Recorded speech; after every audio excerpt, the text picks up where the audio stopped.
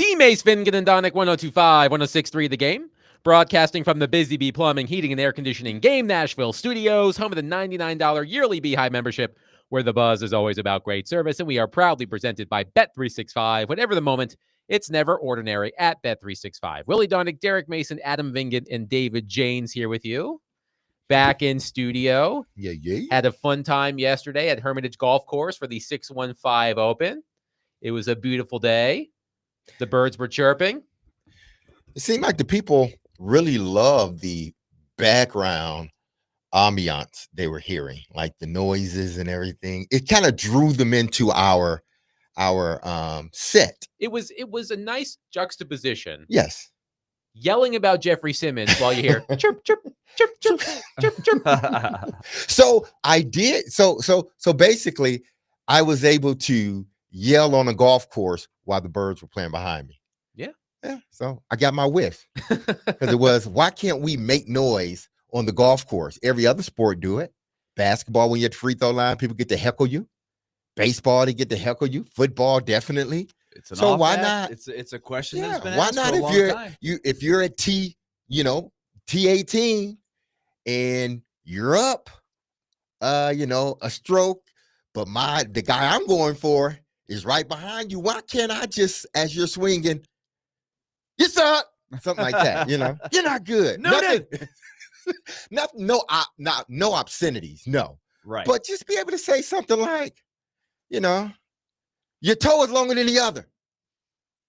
Your baby toe is longer than your big toe. Something like that. I mean, to throw them off just a tad bit. I don't know. That's just me. So I was able to do that on the golf course yesterday. We have our Stanley Cup final, a rematch between the Florida Panthers and the Edmonton Oilers, who eliminated the Dallas Stars last night in the Western Conference Final.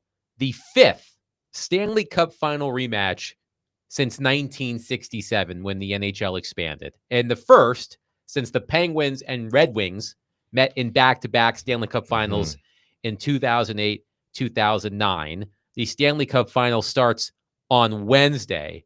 I cannot wait for this series. I think it's going to be outstanding. I think the Panthers and Oilers are playing better than they were at this time last year when they met in the Stanley Cup final. Remember, the Panthers jumped out to a 3-0 lead in the series. Edmonton stormed back, and the Panthers won in Game 7.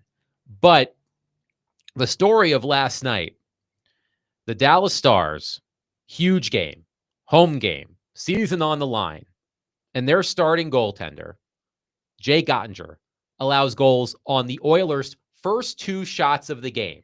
So 0 for 2, a save percentage of 0.0.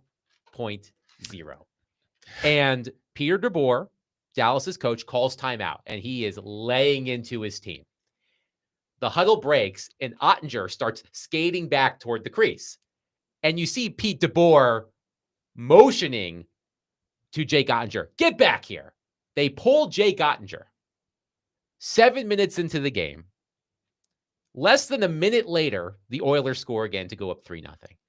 And it was a controversial decision, to say the least. But I want to play, David, if you have it, I want to play what Pete DeBoer, the Stars coach, said about the decision after the game, because I think he made a bad situation even worse. Well, anytime you pull a goalie, there's the reasoning's always to try and spark your group. So that was the number one reason.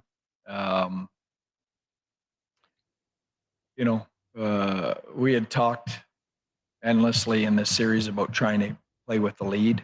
And obviously we were in a 2-0 hole right away. And you know what, I didn't take that lightly, and I didn't blame it all on Jake, but the reality is if you go back to last year's playoffs, he's lost 6 to 7 games to Edmonton, and we gave up 2 shots on 2 goals in an elimination game. So it was partly to spark our team and wake them up, and partly knowing that status quo had not been working, and it's a pretty big sample size. Do you hear that, guys? beep, beep, beep, beep. That's the truck backing up over Jake Ottinger from his head coach. Now, I'm going to borrow a phrase that our friend Elliot Freeman likes to use. We can't criticize coaches and players for being boring. And then when they say something spicy, criticize them for that. But I would love the ex-professional athlete's opinion on how he would react if he heard his head coach say that about him after a game. It's a, sports, especially after a loss. And when you're talking about a crucial loss like this, a critical loss like this, there is a very fine line between, you blaming someone and you taking the blame yourself. Do we want, head coaches to be honest? Yeah, we want that. We want them to sort of shoot from the hip because that's better, for clicks and it's better content. But in reality, that's not the way it should go, because coaches always preach team over individual. And if you lose, we all lose. If you win, if you're doing great, we all are doing great. So it's a team mentality. This didn't seem much like a team mentality thing. It was your fault. Now what? We move on. This right here, heading into next season, either they need to have a sit down talk, the head coach, the GM, and the goalie and his representatives. They all need to sit down and have a talk, because it's not like this kid is going anywhere. He's not going anywhere. He's been signed for 8 years. He is in the crease. It's not like he's on his last year or he's a veteran guy and he's about to retire and he's just trying to hang on. No, this is a kid, young man, that is sort of in his prime, almost at least, or he's getting there. Definitely in his prime. And when you do that, I can understand the sense of motivation. I get that part. But you got to be very careful, because if this is a player saying this about the coach, everybody is on this player. Be a team player. You can't. So the coach then can't turn around and do the same thing to the player. Listen, he know he played bad. He got embarrassed. He pulled him quickly. That's embarrassment enough. But I don't then need for you to get on a podium and put it again all on me. Again, this is something that four individuals need to sit down and have a talk, because this is not going away. It's not. Either if you don't get it right, the player's not going anywhere. So what happens next? You got to get rid of the coach, because if y'all don't get this fixed quickly, the relationship is going to continue to sort of go left. And this kid may be fine with it. I don't know. But if you are a competitor, you understand, listen, I didn't play my greatest game, but I don't need you, the head coach, who screamed team, team, team, to make it seem like, even though, yes, I was a big part, but make it seem like it was all because of me. I would add a couple layers to it. Most of the time, Adam, you hinted at this, when a team calls timeout, they don't change the goalie, because when you change the goalie, essentially it is a timeout, and you can save your actual timeout for later. So he doubly stopped the game to give the rah-rah speech, and then took the extra time to change the goalie. So if anything, that showed up Jake Ottinger to begin with. So I thought that was against the grain of how I've seen goaltender changes. So that's a strike against DeBoer there that I think would stick in the craw of Ottinger for not just that night, but for the long term. It's, just the decision to pull him after 2 shots is controversial enough, because he is their man. He's going to be their man for a long time. But that's debatable, right? People have done that before.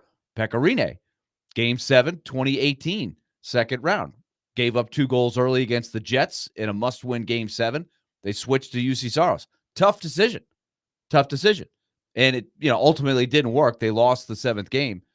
But there certainly wasn't anything like DeBoer from Peter Laviolette after the game. not memorable like that. This is a quote that's going to stick there for a while because he could have said a number of things. Hey, our defending the Oilers was a problem the whole series. It was a problem at the end of the regular season. We have trouble containing the Oilers. He could have said that. But he basically made it sound like Jake Ottinger can't beat the Oilers. And that's an honest answer, but he could have said it so much more tactfully than he did. Because it's likely, I would say, that the Oilers and Stars are going to meet again in the postseason, maybe even next season. And that clip is going to be played over and over and over again. Yes. Peter DeBoer put on record that his starting goalie can't beat the Edmonton Oilers. So I hear what Derek is saying. I feel like Peter DeBoer almost went in there and was like, well, I'm probably being fired, so I might as well just say what I want to say and move on. And that's interesting because I wouldn't think he would be on the hot seat because that was a really good year. It just shows you how hard it is to win the whole thing. They did everything. They loaded up. They used the LTIR. They rented Mikhail Granlund, who played really well. They traded for Mikko Rantanen. They went all in, and it still wasn't enough to beat, quite honestly, a somewhat depleted Oilers team. So there was a lot of reasons. It wasn't just on Ottinger. But I thought it was a fascinating way of saying something that he could have caressed a little bit more and said, hey, look, Jake's our guy. He could have said Jake would have been right back in there in Game 7. Or he didn't even have to say that. He could have said, Jake is our man. He's our starter. For whatever reason, I wanted to shake up the team. And for whatever reason, he just didn't seem to have the mojo against the Oilers. He could have floated it in there, but he could have couched it with a lot of positives on how good Jake Ottinger is. But I think he's going to leave. That's going to leave a mark, right? And that mark's not going to go away. I remember in the Stanley Cup final in 2017, Pekka Rinne struggling in Pittsburgh. And there were questions about, could Peter Laviolette move off of Pekka Rinne? And every opportunity that Peter Laviolette had to answer those questions, he stood behind Pekka Rinne, despite the fact that the goals against average and save percentage was unsightly, to say the least. So this is a situation that bears monitoring. I think it's going to be incredibly fascinating. Adam from Portland is on our phone line, driven by WilsonCountyHyundai.com. Adam, thank you for calling. Please go ahead. Dude, you guys are nuts. Like that, I don't know any other coaches in the league. I know him now, and I fully support him. Like, hey, he is awesome for doing that, dude. Yeah, it's a big sample size. He can't beat him, man. Like, that's cool. I totally get it. It's the same thing with Marchessault. Marchessault had to say, my coach's system sucks. Let him say that. Let the coach say, my goalie cannot beat these guys, man. Like, I love it. I love it. I think it's honest and it's refreshing. And for you to be upset about it, it's just because you got to be pretty much. I don't know, dude. Like, it's whack to be upset about that.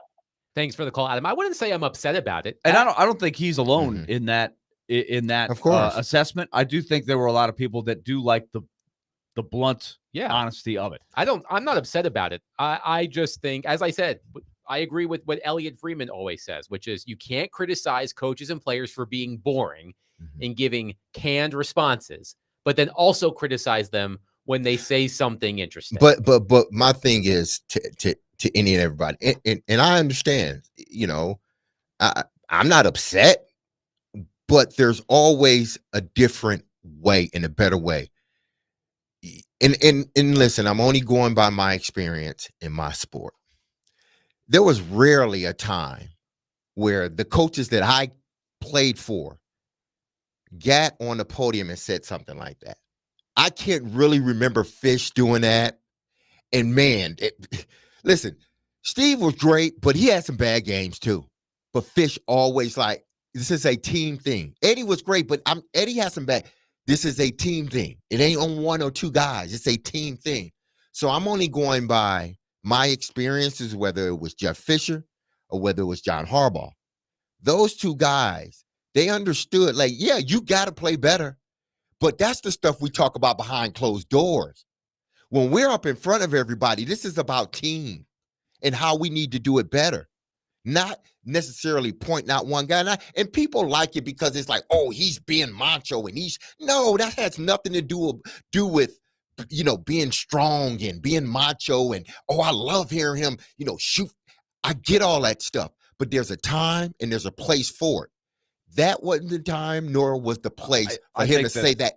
That should have been said in the locker room. I think that's a great point. Jeff Fisher, no doubt about it, was like that. And a lot of coaches have that as their 100% shield that they're going to put up. Even at Coach all Bruno, times. like, he tries to be that way. He tries. He tries to. And sometimes there are things that leak out, even from coaches that try to be that way.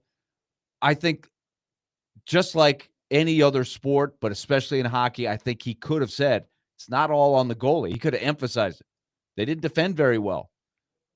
The big time players that needed to score didn't score enough for the Stars. Like, he could have spread it around, made it more about the team than about Ottinger. But I think the guy it's going to hurt the most is DeBoer, because Ottinger is going to be their goalie for the next several seasons. 5, 6 for sure. Pete DeBoer, and maybe he just realizes the reality of it and says, you know what, I'll do what I got to do. That's my point. They do have a lot of guys they have to make decisions on, right? They're going to have a different looking team next year. It's just the way that the situation unfolded was so strange. The fact that Ottinger gave up those 2 goals on 2 shots, as you said, Willie, DeBoer calls the timeout and also pulls the goalie. The way that Ottinger reacted, he was going back to the crease, and DeBoer had to be like, Jake, come on back. Yeah. Like, it was strange. He went for maximum shock value. Right. And then on Sportsnet's first intermission coverage, starring Elliot Freeman, among others, they were talking about, do you put Jake Ottinger back in the net to start the second period? You gave him a bit of a breather. Do you go back to him? Now, to the Stars' credit, they did fight back. They were down 3-0. They made it 3-2. They made it 4-3. They ultimately lost 6-3. They did fight back. So it just, the entire situation had me a bit slack-jawed, I guess you could say. I thought it was interesting that during the ESPN broadcast, Sean McDonough it really took over his call for the next several minutes, so much so that he was kind of late with his call of a couple goals that happened, because he kept going back to Ray Ferraro about this dynamic. While Jake Ottinger was sitting right next to Ray Ferraro. And you talk about some interesting stuff. Yeah, because the extra seat for the goalie happens to be right where the commentator is. So I'm sure Jake Ottinger was hearing loud and clear what Ray Ferraro was saying. And Ferraro was defending the move. McDonough was saying they shouldn't have done it. It was interesting because I would love to have discussion about things when I'm calling a game play-by-play, but I know that in hockey, the minute you start going down the road, it's hard to get out of it. Yeah. And McDonough was kind of late on a couple of his calls because he wanted to try to emphasize that point. But that's how big that story was. The Stanley Cup final between the Panthers and the Oilers starts Wednesday. 615-737-1025. But coming up next, Vanderbilt starts its College World Series play today. And there's something about being the #1 overall seed in the College World Series that makes people wonder if it is cursed. And we'll discuss that coming up next. 615-737-1025. 1025 The Game is your racing station. Tune in this weekend for all of the NASCAR races at the Nashville Superspeedway on The Game, presented by Green Trees. Tonight is the Rackley Roofing 200 at 7 o'clock. Tomorrow is the Tennessee Lottery 250 at 6:30. And on Sunday is the Cracker Barrel 400 at 6 o'clock. Coverage is also available on the Game Nashville app and at theGameNashville.com. Green Trees Company is a family-owned cannabis company and dispensary located in Hendersonville, as well as a new location in West Nashville. Available online at greentreeswithaz company.com.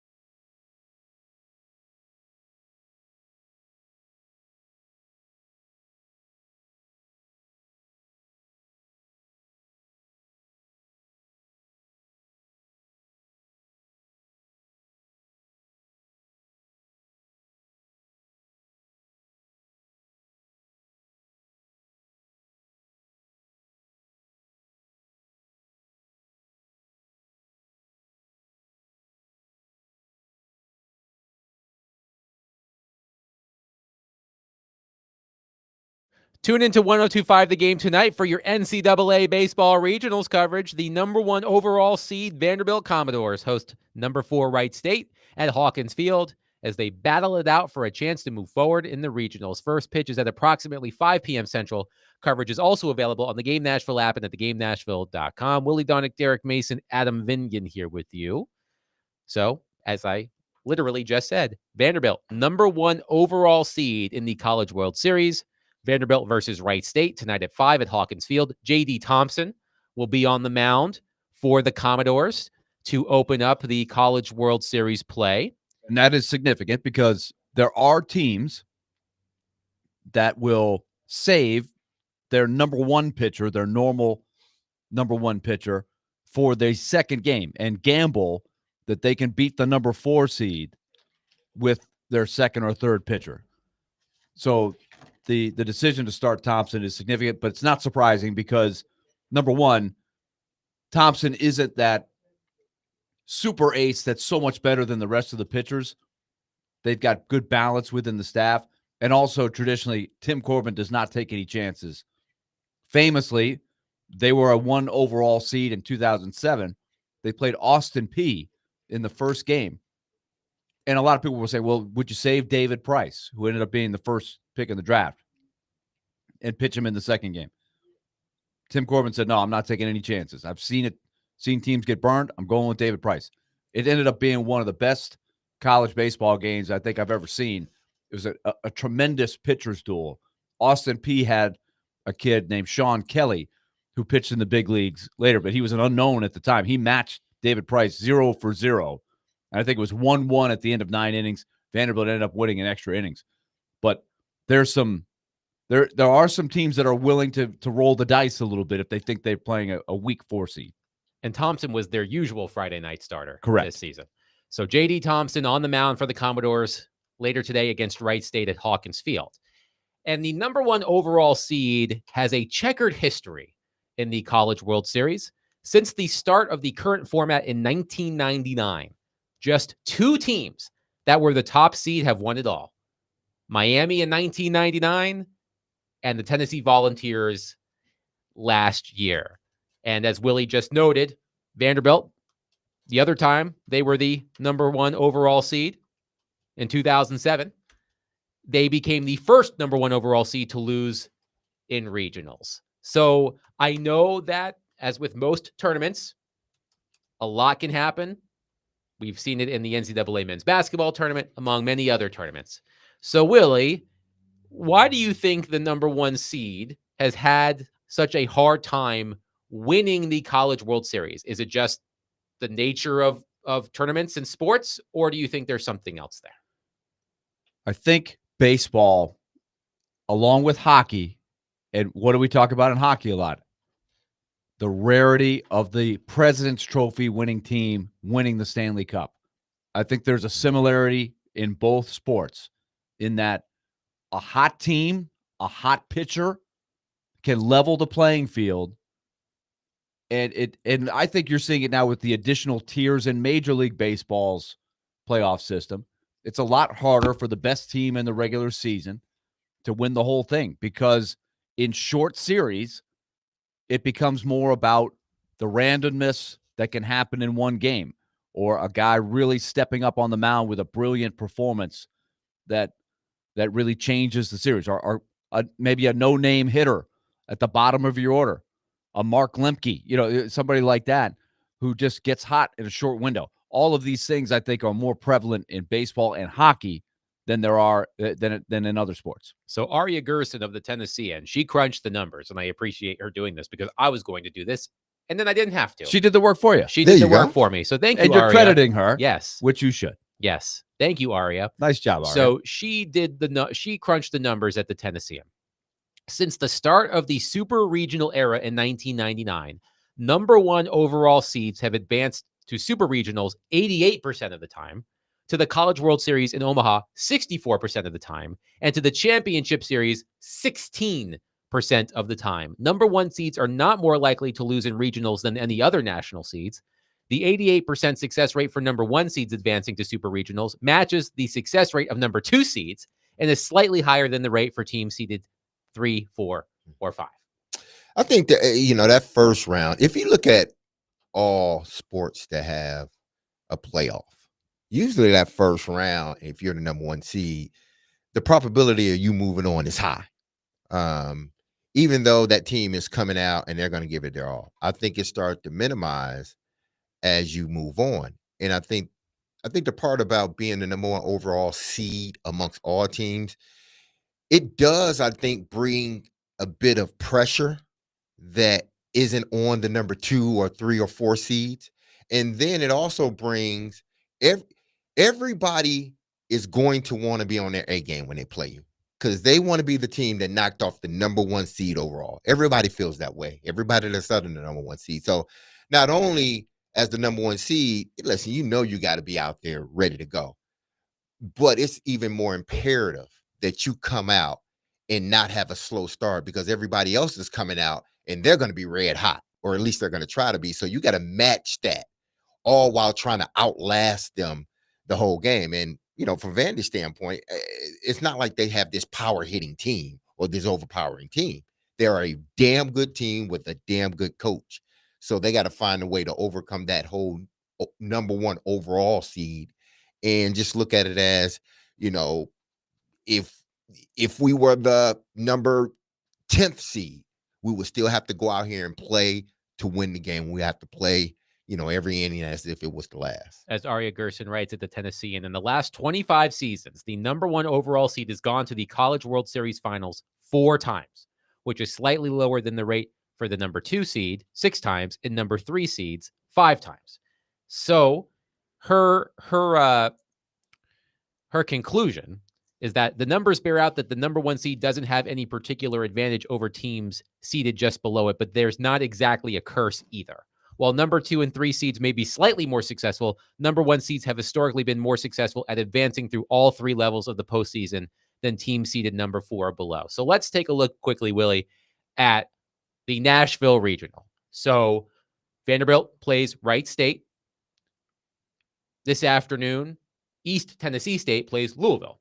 So when you look at the teams that Vanderbilt will have to face at Hawkins Field, where do you see the potential for a slip up if you're the Commodores? I think you could always have a slip up. I think if you were to play this regional out 10 times, I think Vanderbilt comes out on top probably 8 or 9 times. But that's why I get into this randomness stat. You just don't know.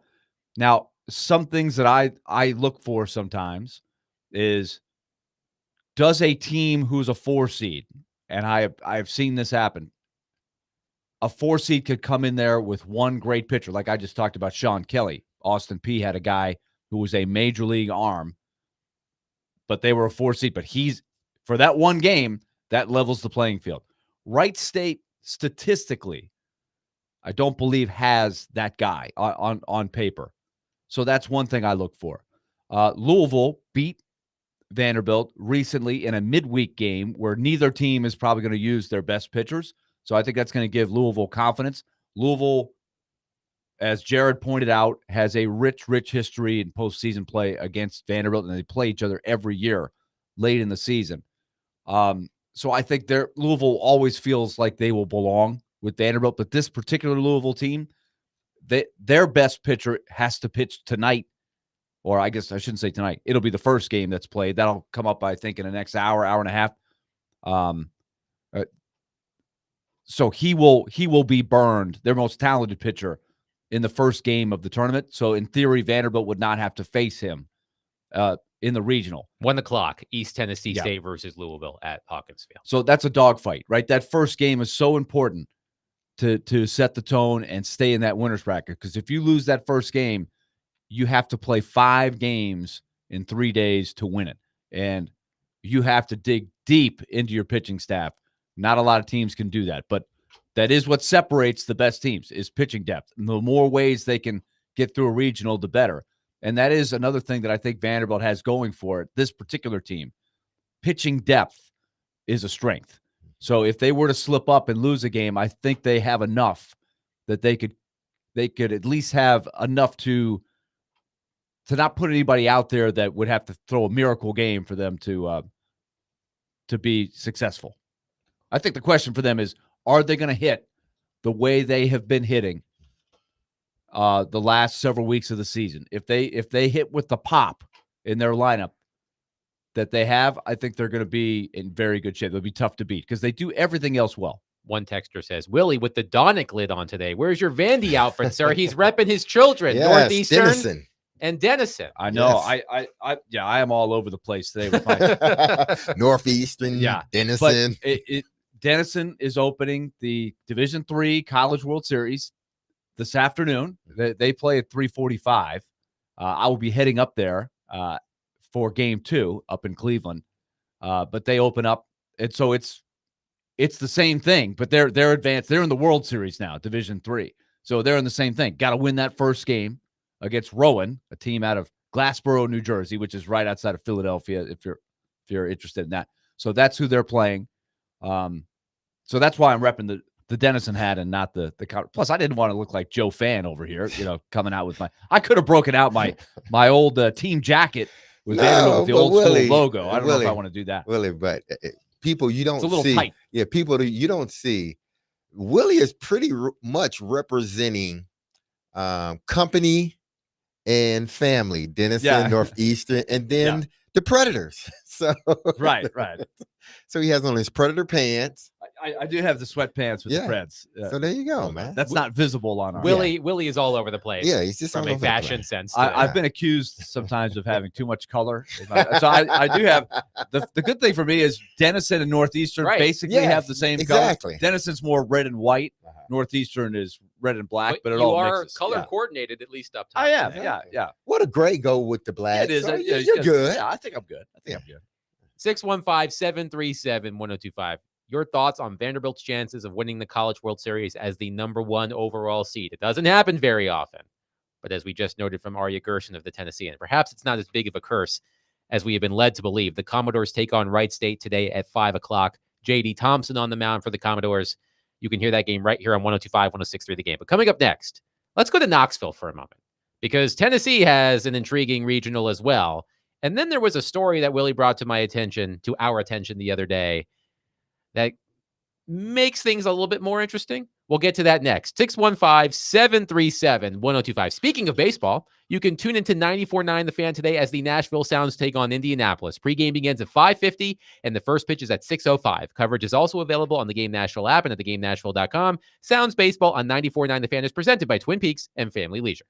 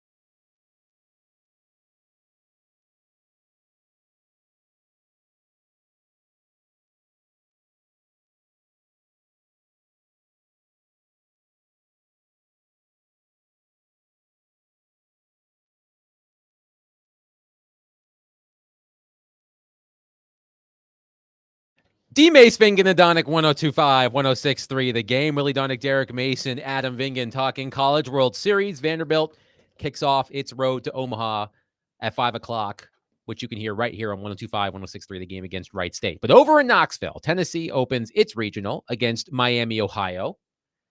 A lot of college baseball analysts are already licking their chops over the potential Tennessee versus Arkansas matchup in the super regionals because they are matched up in their respective regionals, the Knoxville regional and the Fayetteville regional. And Tennessee was just there a couple of weeks ago playing a 3-game series against Arkansas, and the Razorbacks won 2 out of 3. So a lot of intrigue there. Tennessee lost a lot of home series down the stretch, but they will open their College World Series play at home today against Miami, Ohio. Wake Forest is also in that regional. And Willie, you brought to our attention this story about Chase Burns, which is why David James played that song. See, Burns. You see what he did there? So it's a story in the Chattanooga Times Free Press, and I love me some local newspapers. Yes, I love me some Essential. local newspapers. Chattanooga Times. The Chattanooga Times Free Press. So let's recap. So Chase Burns starred on Tennessee's baseball team. Yes, out of Gallatin High School. Yep, local Gallatin kid. Green Wave.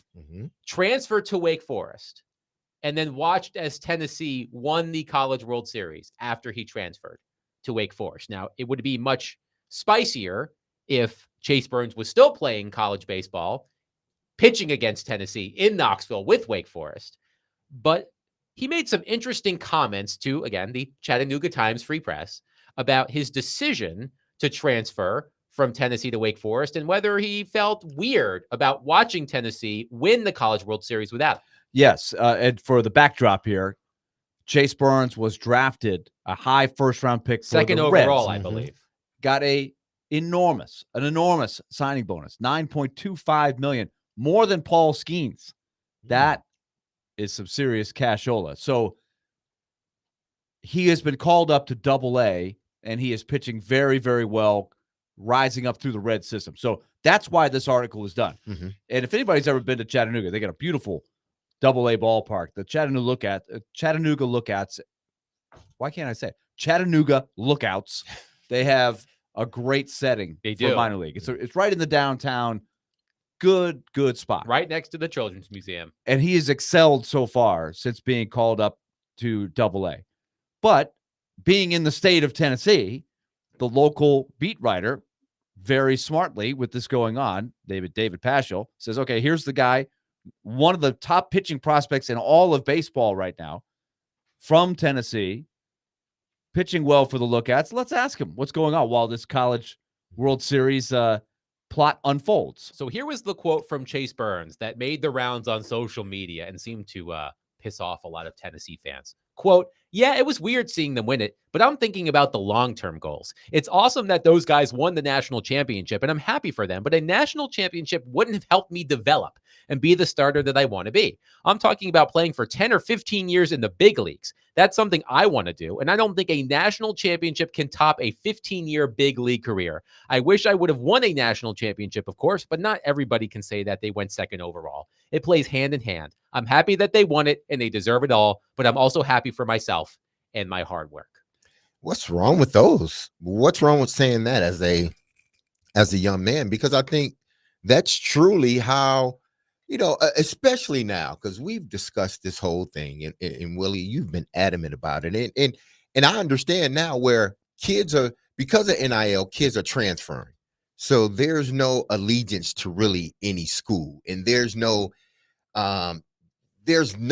foundation at any school that you go to now because there's so much transferring. I do want to point out, so this was the tweet that Willie sent to us, and I'm not picking on Eric Sisson, no relation to Colton Sissons because there's no S at the end, but Eric Sisson, who is a UT Chattanooga grad from 2016, who's a Vols fan, a Titans fan, a Braves fan, a Predators fan. he quote tweeted that quote I just read Mhm. and said, this quote from Chase Burns in the Chattanooga Times perfectly encapsulates the mindset of most college athletes these days. They don't care a single bit about the team or the team results. One of the most selfish quotes I have ever seen. Shocking to see it said like this. Well, and so if he's a Vols fan, right? Mhm. So I think Yes. that would represent a lot of Tennessee's Yes. fans when they see that quote kind of out of context. Mhm. And I assume he read the whole article as well. But it's ironic because I don't think this was a case of a guy chasing money. Mhm. Tennessee would outspend Wake Forest 10 times out of 10. He didn't leave Tennessee to get more money. And Tennessee has plucked a lot of players off of major college Division I rosters Mhm. because I think they have been able to Pay. provide a higher NIL level. So that's what's interesting and intriguing about this. And he doesn't really get into it, but you can infer from the quotes in that article, he felt like Wake Forest would develop him as a pitcher better than Tennessee. And you shared why with me during the break, what Wake Forest does that's so state of the art. Wake Forest is becoming a school that has a big reputation of developing pitchers specifically. They have a very high-tech lab. Mitch Light did a great job a couple years ago of going through it. And I think other schools are now in the copycat. Mhm. They're like, well, we got to get what Wake Forest has. Because if you recall, a couple years ago, they had a kid named Rhett Lauder, who also was drafted by the Reds.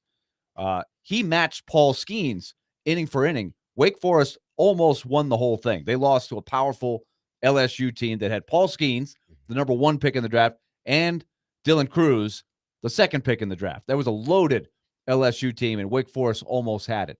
So I think Chase Burns, at least part of it, was he saw what Wake Forest was doing with pitchers. He thought Wake Forest could win.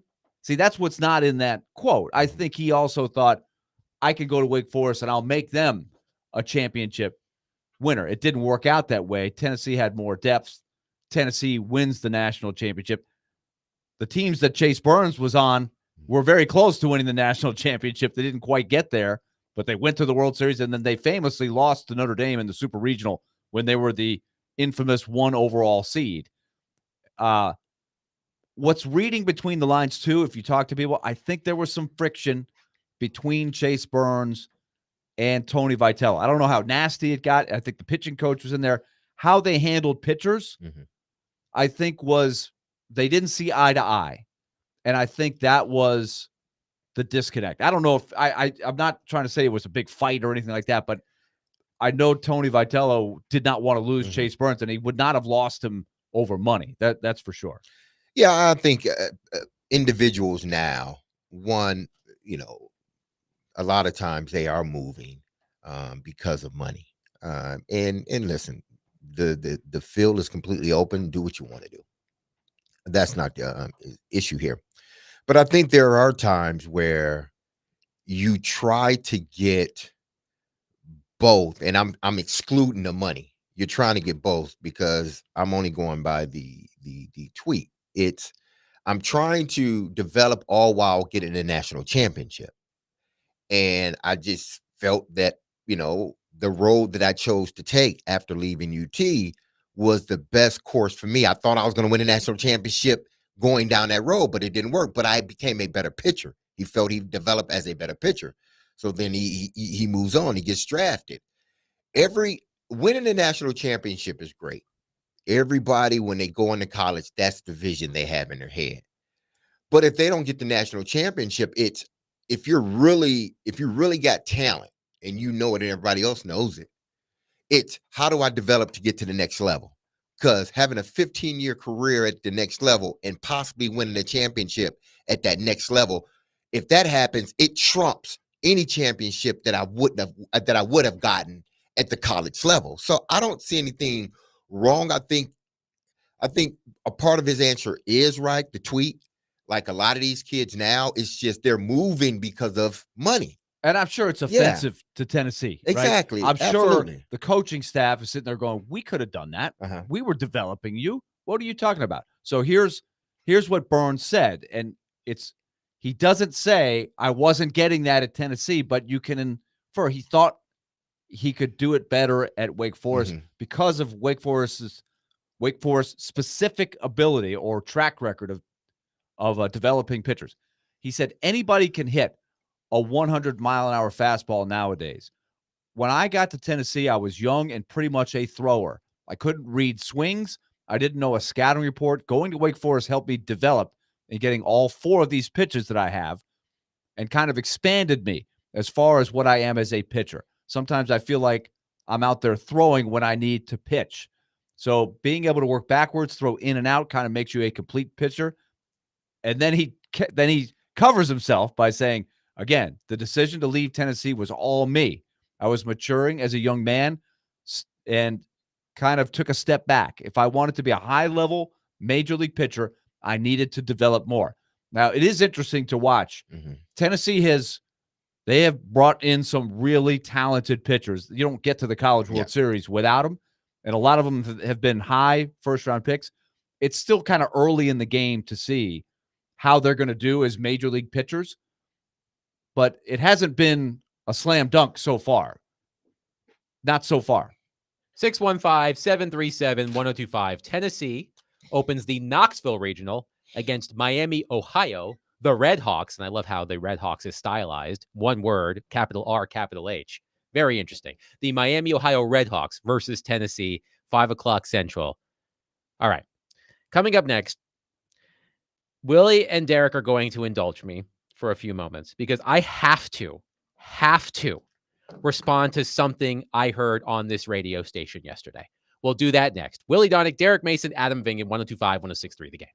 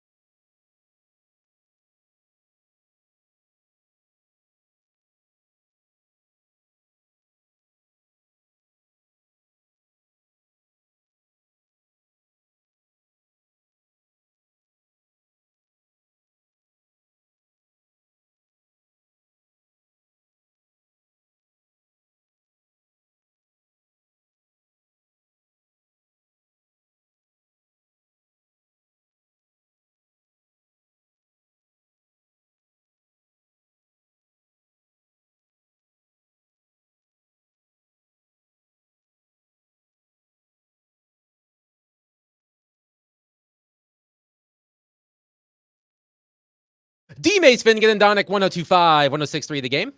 Broadcasting from the Busy Bee Plumbing, Heating, and Air Conditioning Game Nashville studios. Home of the $99 yearly Beehive membership, where the buzz is always about great service. And we are presented by Bet365. Whatever the moment, it's never ordinary at Bet365. Willie Donick, Derek Mason, Adam Vingan here with you. And I don't like to make this show about me because it is D-Mace, Vingan, and Donick. But I heard something yesterday on these airwaves that I absolutely must respond to. And Willie and Derek have been kind enough to indulge me for a few moments. So get it off your chest, brother. Yesterday, after we left Hermitage Golf Course, Jared Stillman took over for Stillman and Company, and he started his program with a lecture. He lectured sports fans on being too unfair to their teams when they lose in the playoffs. David, if you will, here is a snippet of what Jared Stillman had to say. And this goes back to the fact that I spent all weekend in Toronto, where everybody, and I mean everybody, was like, oh, the Maple Leafs, they choked, they stink, they always break our hearts, they need to blow the team up. And I'm sitting there, again, my team, the Predators, they're the third worst team in the NHL. And I'm like, blow the team up. They got to Game 7 of the second round against the team that has been to the Stanley Cup final each of the last 3 years. And they murdered, and I mean murdered Carolina in 5 games. Choke? And then Adam Vingan, and I heard that he talked about this on the midday show today, starts blowing my phone up about how if the Predators had the core 4 like Toronto did and they couldn't get past the second round, I'd want them to blow the team up too, which I don't believe to be true. But let me just say, let's get a core 4 and then let's see. But this takes me again to the crux of today's lecture, because that's what this really is, a lecture. And I just, let me just get this out there. I don't feel like I lecture too often, where I'm like, sports fans, you need to sit down today and you need to hear this. But I am going to do it today. Expectations and entitlement. Okay, so that was the summary, perhaps. Thank you for sparing us not hearing the whole lecture, because summary. I am loaded for bear on this one. Oh, right. So I have to respond to this. So Jared is right about one thing, and I'm going to fill in a lot of the blanks that Jared conveniently left out about the Toronto Maple Leafs. So I'll get back to them in a second. I agree with Jared when he says that it is important for sports fans to have the proper perspective when it comes to their teams. But that also depends on the team and the state of the team. David Reed chimed in when he's able to get a word in edgewise, that it's all relative. And I absolutely agree with David Reed on that. Let's look at our local teams, for example, for a moment. Let's say the Tennessee Titans go 6-11 next season. They're not making the playoffs with a 6-11 record, but that will have meant that they doubled their win total from this past season from 3 to 6. It also probably means that Cam Ward has shown promise as the Titans' new starting quarterback. So if the Titans go 6-11, and they miss the playoffs again, I don't think a lot of Titans fans are going to be storming St. Thomas Sports Park, searching for Mike Borgonzi and Brian Callahan. When the Predators lost in the playoffs last season in the first round to the Vancouver Canucks, it was a disappointing result because the Predators had an opportunity to win that series. But I don't remember a lot of Predators fans being angry because a lot of people didn't expect the Predators to make the playoffs last season. It appeared they were ahead of schedule. So it was disappointing that the Predators lost to the Canucks in the playoffs, but I don't remember a lot of outrage. Now, this past season, different story, but I'm talking about the 2024 playoffs. So it's all relative, as David Reed said. So this takes me to the Toronto Maple Leafs. So here's just a quick history lesson of the Maple Leafs, recent history. Since 2018, the 2018-19 season, so that's the past 7 seasons, the Toronto Maple Leafs have been led by a group known as the Core 4.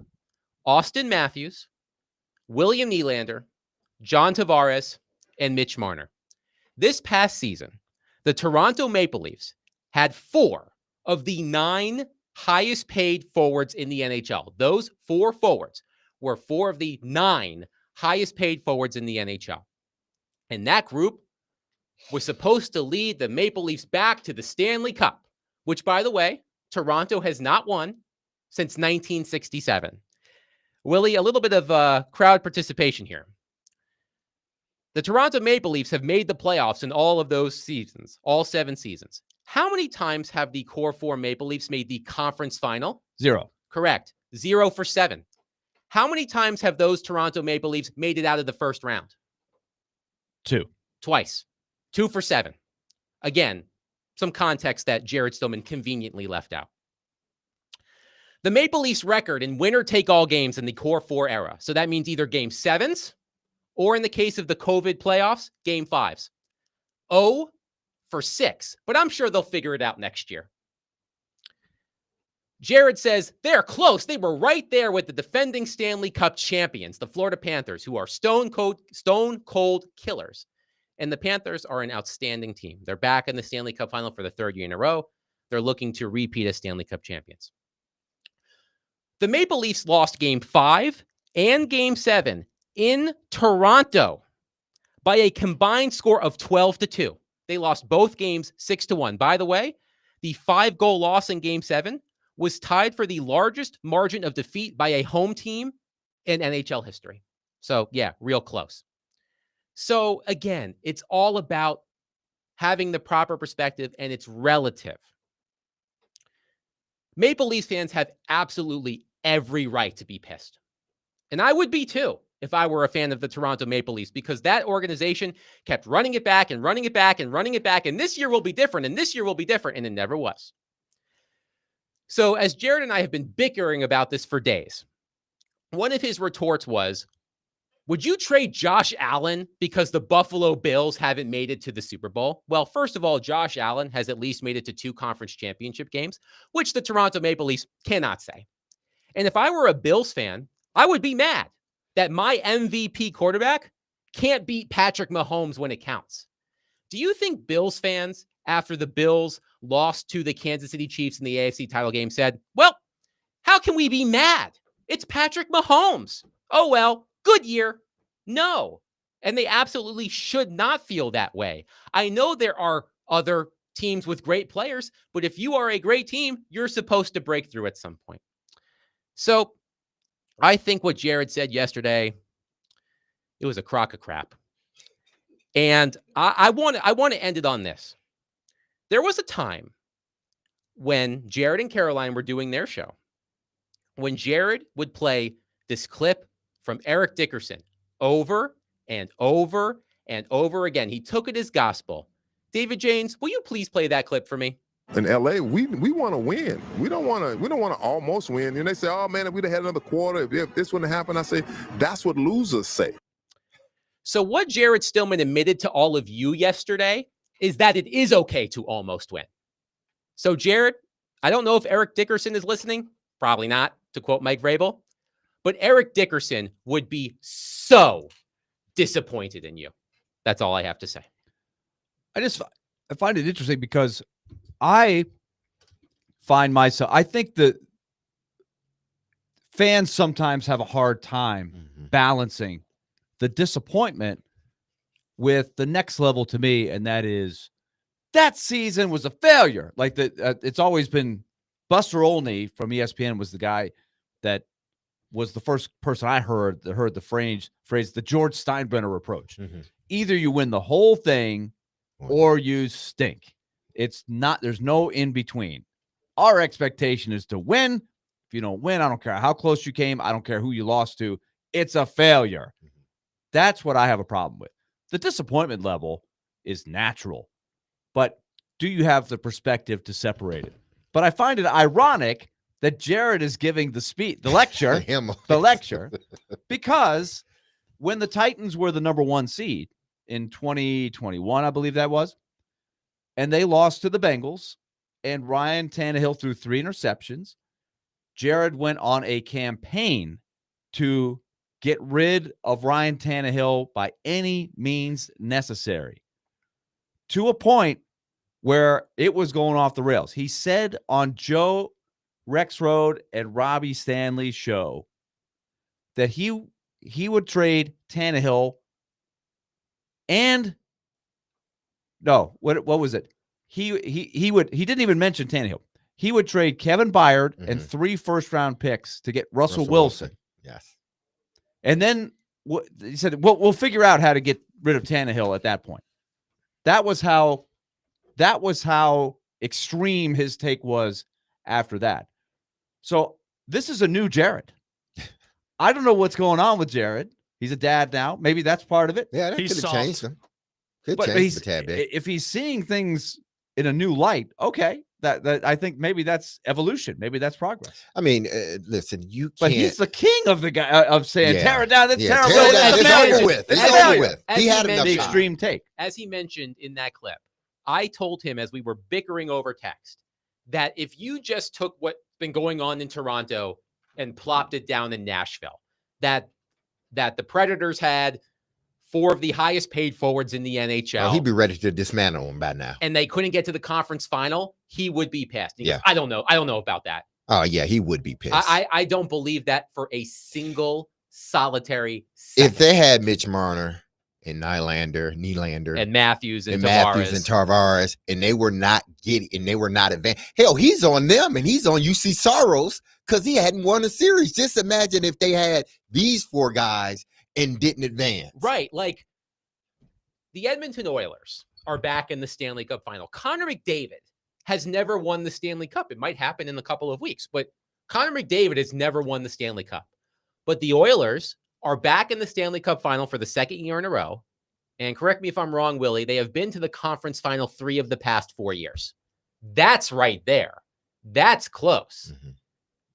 The Toronto Maple Leafs, again, in this era, have never even made the conference final. When the chips are on the table, winner take all games, they choke.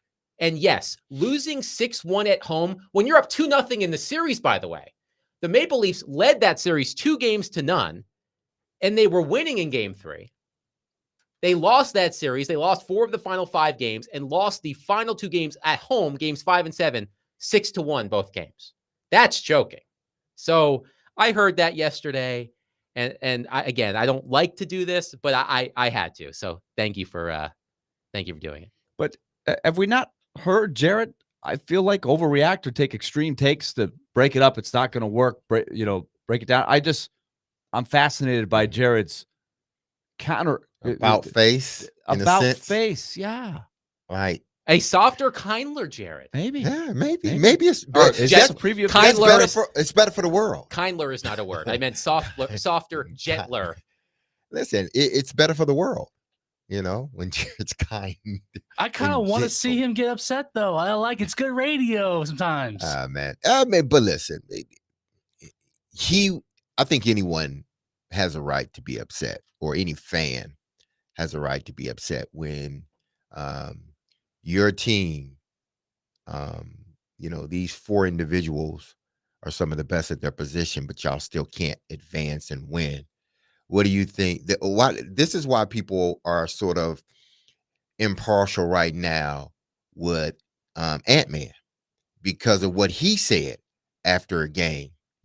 These chances, man. I think what these young players got to understand, and I thought Jared, understood it too. Like, these things only come around a few times, man. You have a window, and they got some great players. You have a window with great players that, and maybe in hockey, that window probably is open a little bit wider a little bit longer because of, these contracts are guaranteed and it's hard to move guys because of the contracts.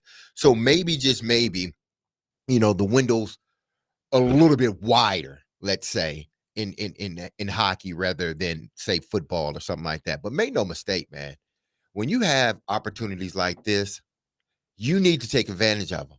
Because each and every year you don't, that's another year teams are figuring you out. That's another year you're getting older. And that's another year you are more susceptible to an injury to one of these guys. So when you have players of this magnitude and you're not winning, why do you think, that Buffalo Bill team will go down as being the greatest losers of all time? It just is. And not because of what they did during the regular season, at least in my mind. Not because of what they were great during the regular season, and they were great in the playoffs until they got to the Super Bowl. No team has had, I don't think, well, in recent years, let's say the last 20 years, no team has had 4 opportunities to win a Super Bowl and lost all 4 of them. And what happened to the Bills since then. They haven't been able to make it back to the Super Bowl. So, man, when you have an opportunity to advance, when you have great players, you need to advance and you need to try to win a championship when that core four is still young enough and playing at a high level, because eventually everybody else catches up. And then just by some stroke of unluckiness, one of those guys get hurt or two of them get hurt. Then where do you sit? Let's quickly go back to the Dallas Stars. We opened the show talking about the Dallas Stars losing to the Edmonton Oilers. The Dallas Stars went to the Stanley Cup final during the bubble playoffs, and they've lost in the conference final each of the past 3 years. And I'm not saying blow the team up, but if I'm Dallas, I'm having some hard conversations. Perhaps it's changing the coach especially after what he said about the goalie.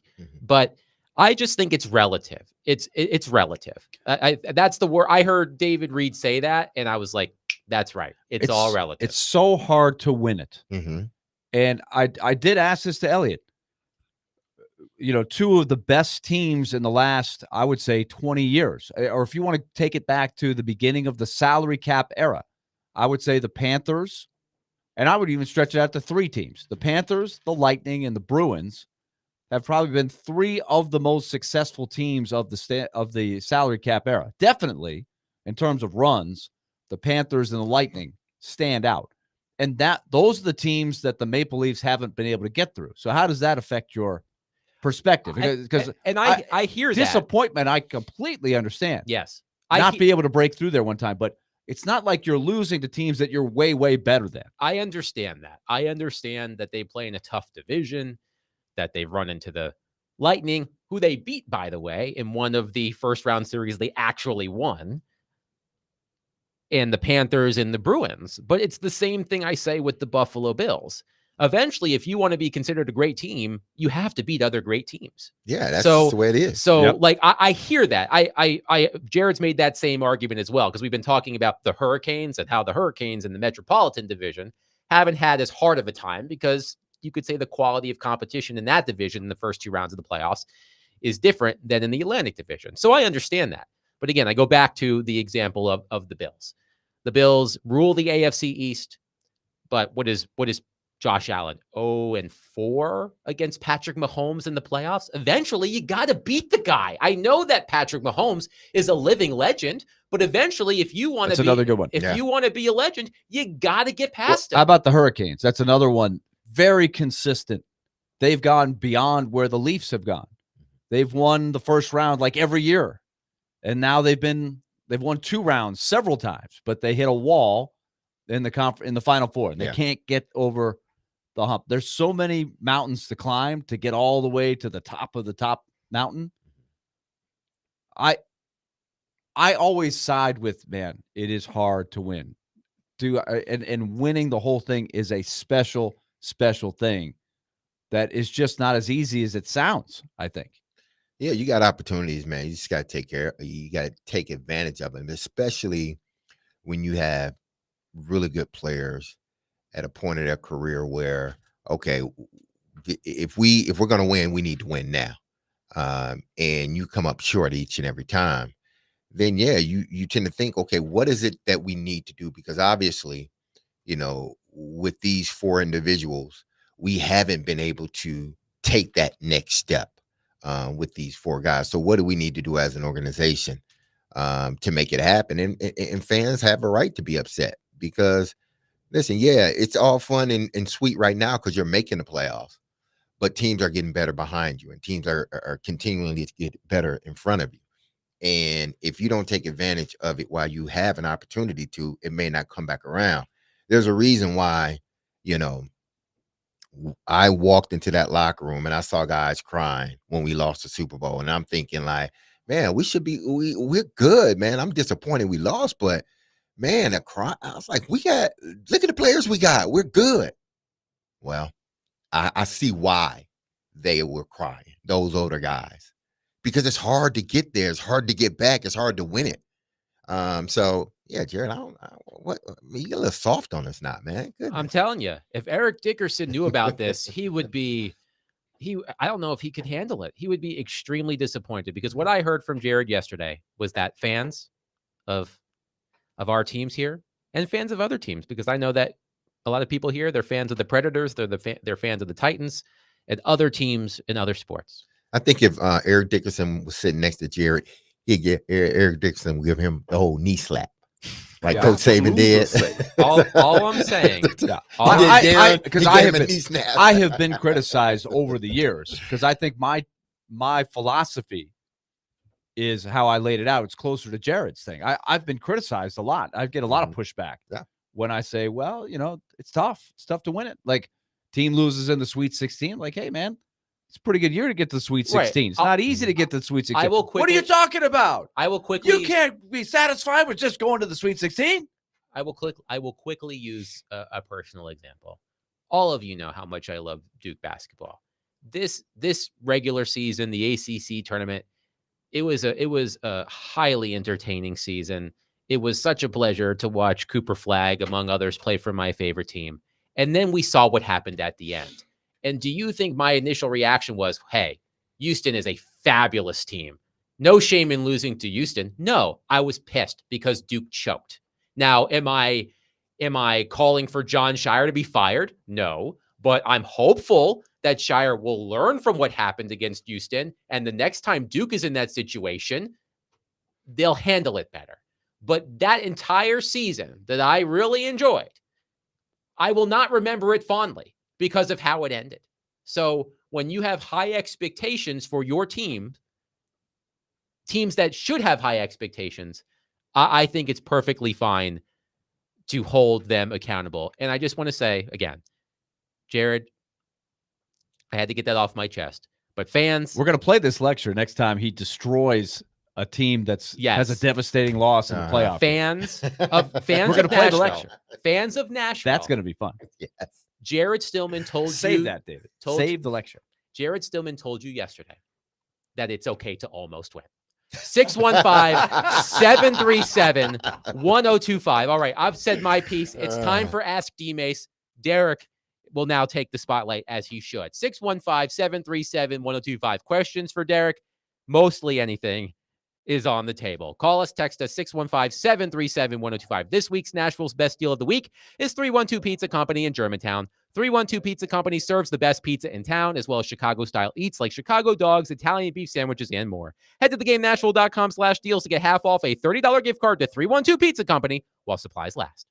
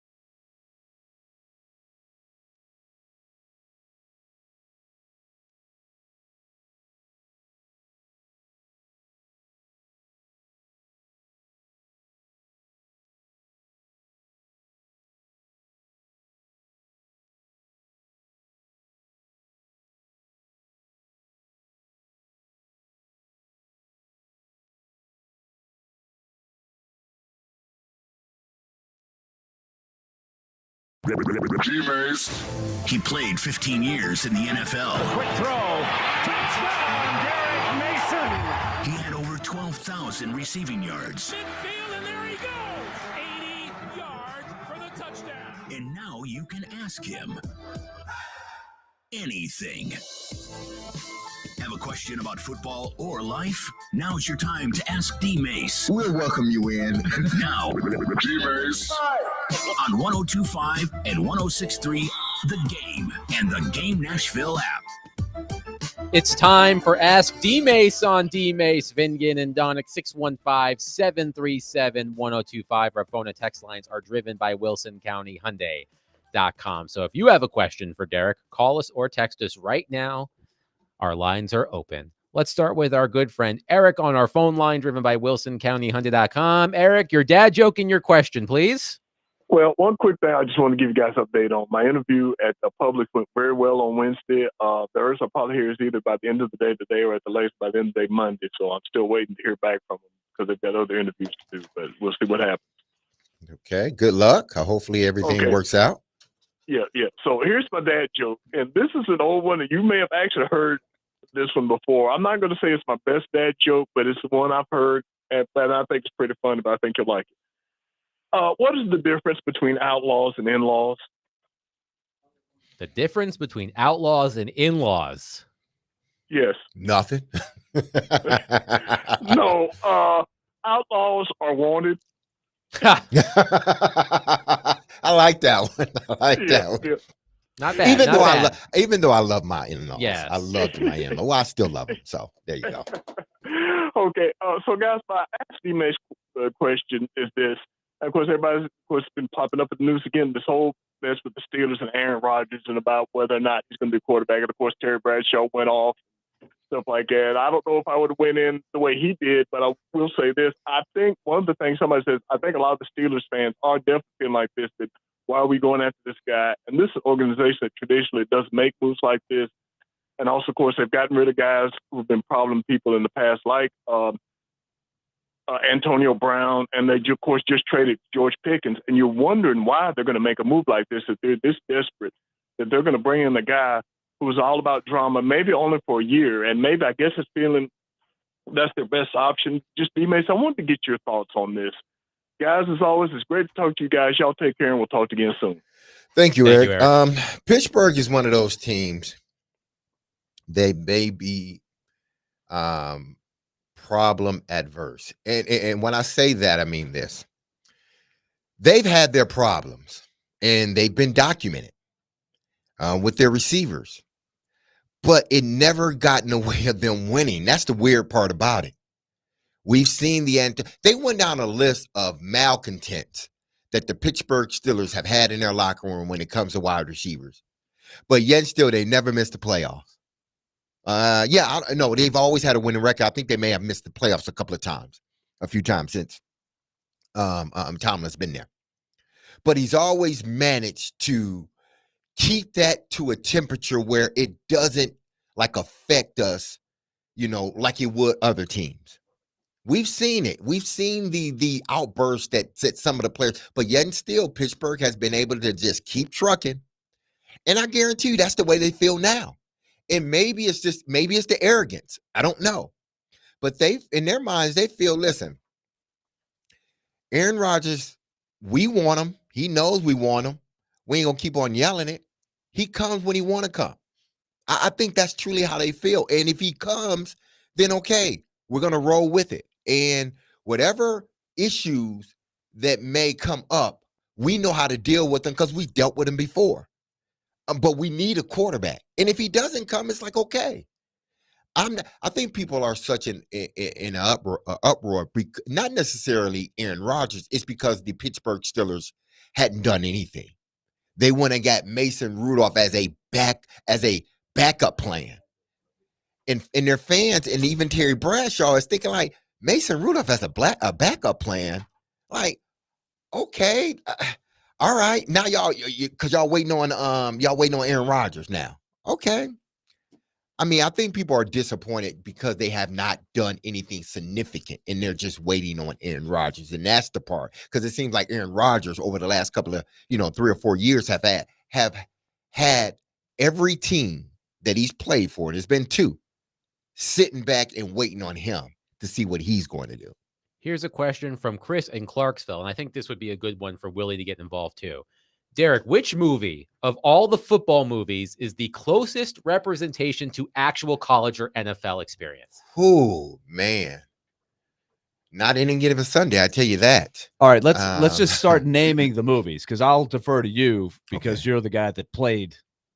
You would be the guy that, because I did not play college or pro football, but so we're talking specifically college or pro, right? So Remember the Titans doesn't count. No. Friday Night Lights doesn't count. Any Given Sunday, Derek mentioned. Any Given Sunday. How about We Are Marshall? Would that count? Well, that was a real life story. Okay, Yeah. so yeah, that's true.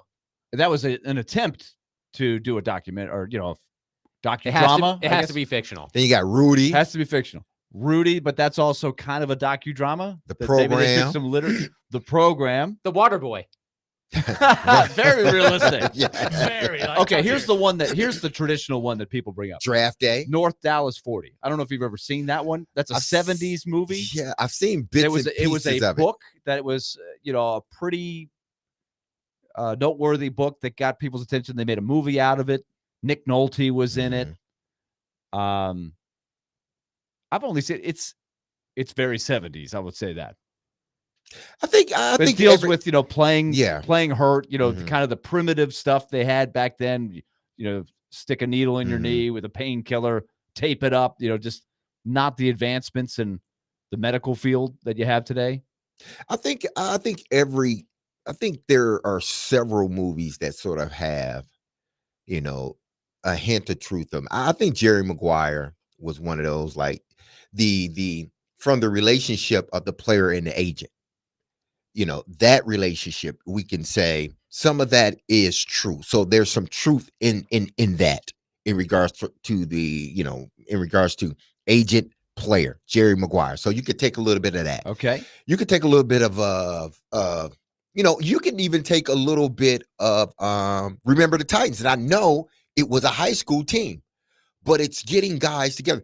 Essentially, it's like offense, defense. No, now we're going to merge because we're trying to build a team. So it's no longer offense versus defense.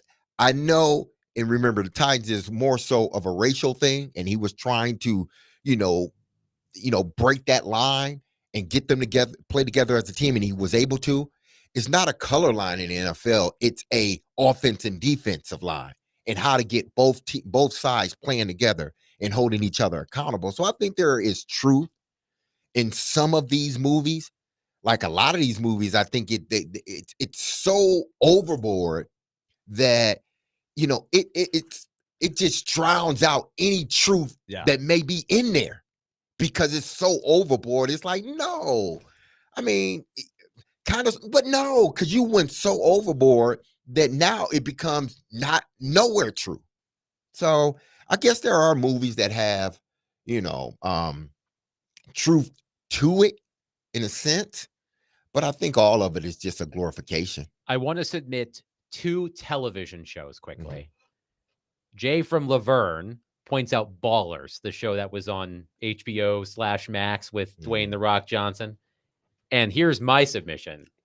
Remember the show Playmakers on ESPN? That was very controversial at the time. Yes. That was while you were playing. Yeah, it was while I was playing. Yeah. They sort of discontinued it, right? Yeah, because I think too, it was almost like it was hyperbolic. They were going so far overboard. Yes. There was like, That was the even thing at the player was time. like that. No, it's not like serious. It's not like that. As I want people to understand this. What you see on Sundays, what you see on social media, what you see these clips, that's not all of the NFL. That is 10% of the NFL.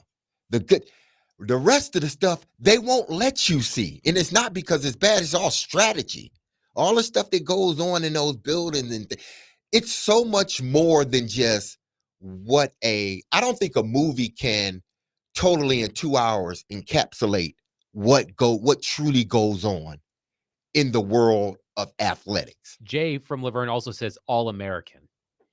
Yeah, I've seen that. That's when the kid, but All-American was sort of different. It was true from this standpoint. Inner city kid, good, great athlete, the private school, do everything they can to get him there.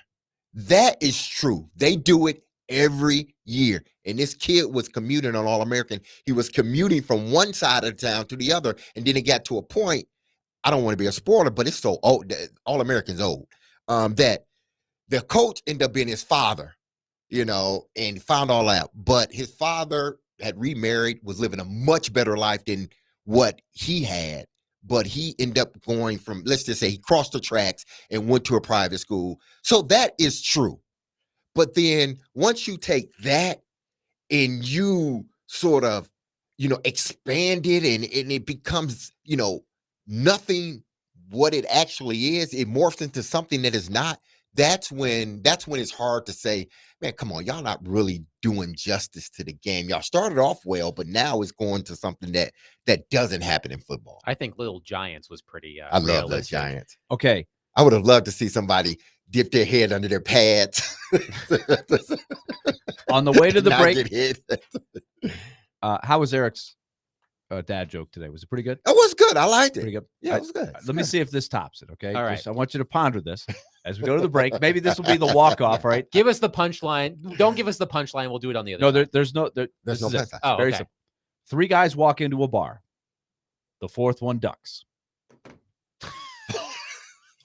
615-737-1025. We will continue Ask D-Maze coming up next. So if you have more questions, call us, text us, 615-737-1025. Also, speaking of texting us, the PFL World Championship semifinals are Thursday, June 12th at Municipal Auditorium, and you can be there. Text in the keyword MATCH, M-A-T-C-H, to 615-737-1025, and you can be entered to win a pair of VIP ringside tickets. Visit pflmma.com/schedule for more details.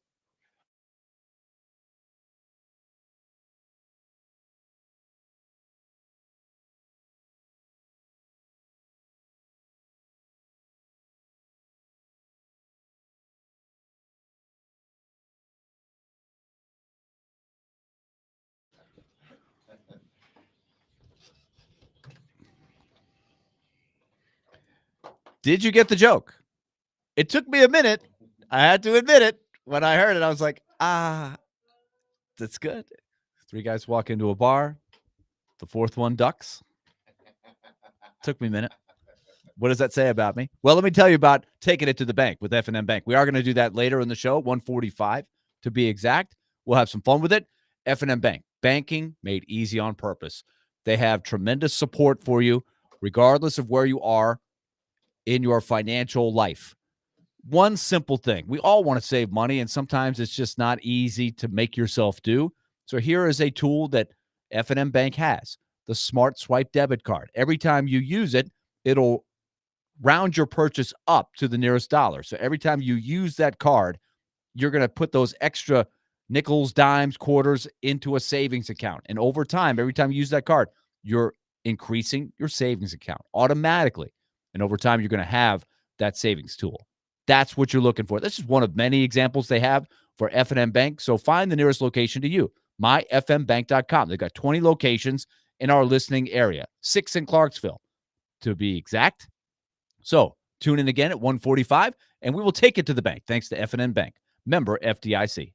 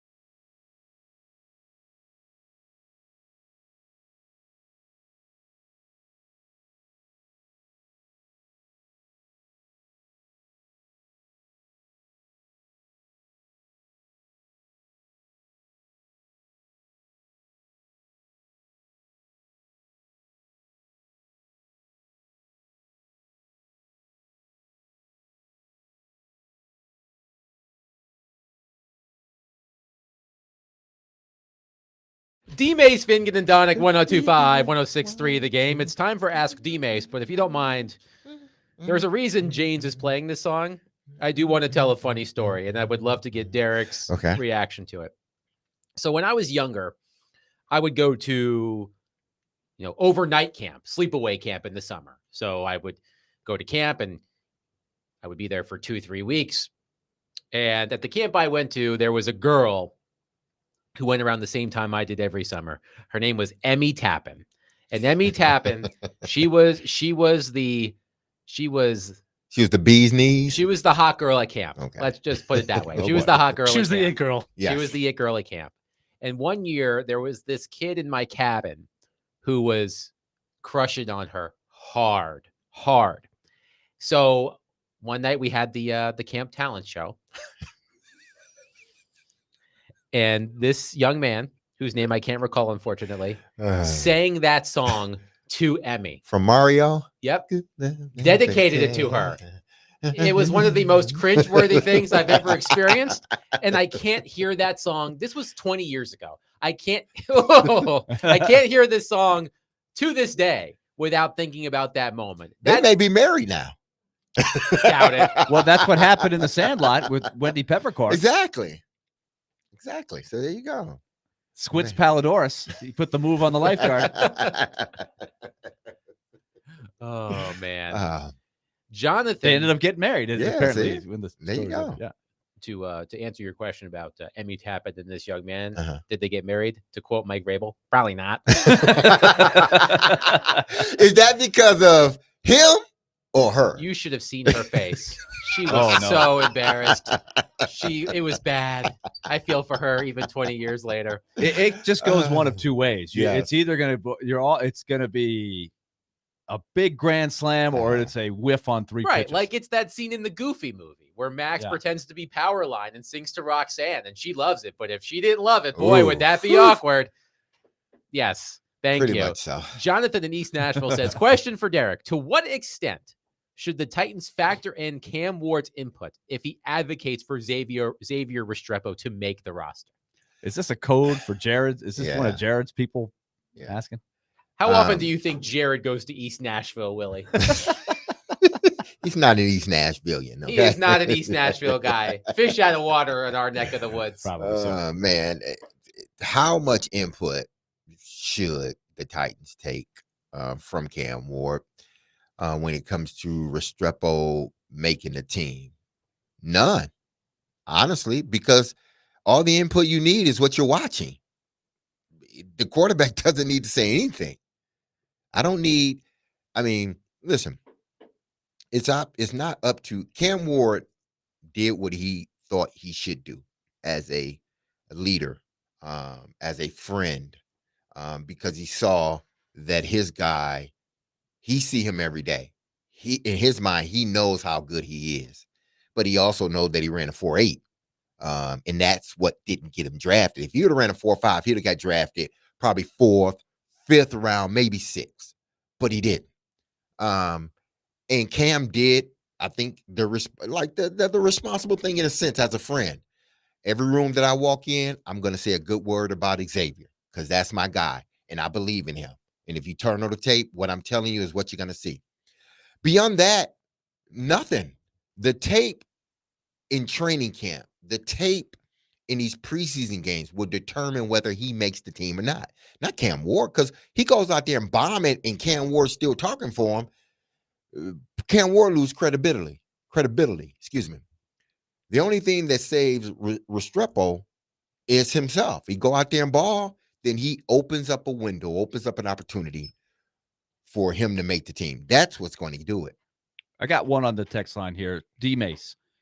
I saw a picture on Twitter of the arm angle that Cam Ward throws from. It's a little bit, 3/4, I guess. He's talked about baseball.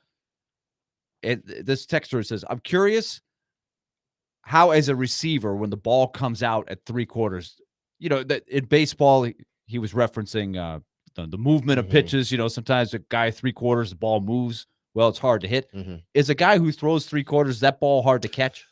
Does it tail or anything? Not necessarily. See, that is an interesting question because it's those little things that you got to get used to. That's why time and repetition is so vital, especially when it comes to quarterback receiver. That's why last year the whole Calvin Ridley, even when D Hop was out, he missed. He was out, hurt, and people said, "No, D Hop, he fine." No, he needs that. He needs to read the quarterback. He needs to be able to read the quarterback's body language, how his arm releases on certain routes in certain situations. And when you are just getting used to a quarterback, every quarterback has a different throwing motion that you get used to after a while. That's why for me it was harder with lefties than it was with righties, because I'm so used to right-hand throwers and the way the ball spins off of their hand. And then once you get a left-hander, the ball comes off a little bit different. It comes off opposite of what the right-hander does. So you got to get used to that. So yes, when you ask that question, or when they ask that question, those are things you do pick up, but it doesn't take long. Right. So It's eventually how it's coming out. Exactly. And the repetition, you get used to it. You just get used to it. Yeah. You adapt to it. But it does take some time getting used to each quarterback, their throwing motion and their mechanics. So one texter says, Derek, in honor of the spelling bee, did you ever compete in one? And how did you do? Yes, I did. We had this conversation before the show started, and I think we're going to talk about the spelling bee too. Why not now? Well, let's bring it to. We could bring it to the floor now. We love watching Flip On. We try to get the national vibes of the headlines. Good Morning America, whatever. Everybody was talking about the spelling bee yesterday. I love the script spelling bee. It's a guilty pleasure. I'm sure nobody is surprised to hear that. No, not really. I was thinking about making a joke there. I wanted to make sure we were clear. I'll make the joke myself. Okay. Yeah. Okay. So we just assumed you would. Okay. This is Ask D-Base. So have you ever? What version of the spelling bee comes to mind? When's the last time you were in a spelling bee? The last time that yours truly participated in a spelling bee, school spelling bee. It's big. It's huge. I was at the ripe age of about 10, somewhere around there. And in my middle school, no, it was my elementary, because we went up to 5th grade. So my elementary, 5th grade, had a spelling bee. I came in second. Don't know what the word was that I missed, but I know some girl beat me. And I was upset. I was embarrassed too, because I think it was because she ended up spelling the word. So I was embarrassed. I was upset too. But you're a competitor. Won. So you're a competitor. You didn't want to lose. She was, that was for but here's the deal. That was for just the school. And if you win that, then you move on to the region. I don't know if I was ready for the region. I may not have been ready for the region had I won. The next level up. Yes, that next level was. Woo. So she might have saved you some. Yeah, she may have saved me some true embarrassment. Okay, yes. Mine real quick. I the only one I can remember, it was my grade school, because I never ever entered one. But I was like cocky. I thought I was the smartest. Thought I was going to win. And there was a word where I knew it was either EI or IE. So I tried to go through quick, and I was like, P. Yeah, C-E, and it was wrong the way I did it, but I tried to mumble through it so maybe they wouldn't be able to tell if it said IE or EI. And they all jumped in. He said it wrong. It was wrong. So they called me out. I was so mad. I was ready to throw like a temper tantrum. Like I was eliminated in the early round on like the first word. I was crushed. All right, Adam. So now we've saved the best for last. Yes. I vividly remember the word that I lost the spelling bee in. It was either. You remember the word? I do. It was either late elementary school or early middle school. I'm going to lean early middle school. So I'll say in that 5th, 6th grade range. I lost on the word appendicitis because I only used one P instead of two. And now I'll never forget how to spell appendicitis. APPENDICITIS. There you appendicitis. Go. So now if we go back in time, you can win. I'm thinking 5th, 6th grade, somewhere in that range. Did you ever contemplate going into the scripts and trying to take it all the way? Have you seen the words that these 13-year-olds can we play the spell? clip of the winning word? I don't know if people heard this morning. Listen to the word that wins it for this kid. If you spell this next word correctly, we will declare you the champion of the historic 100th year of the Scripps National Spelling Bee. Your word is éclaircissement. Éclaircissement. Excuse me? Éclaircissement.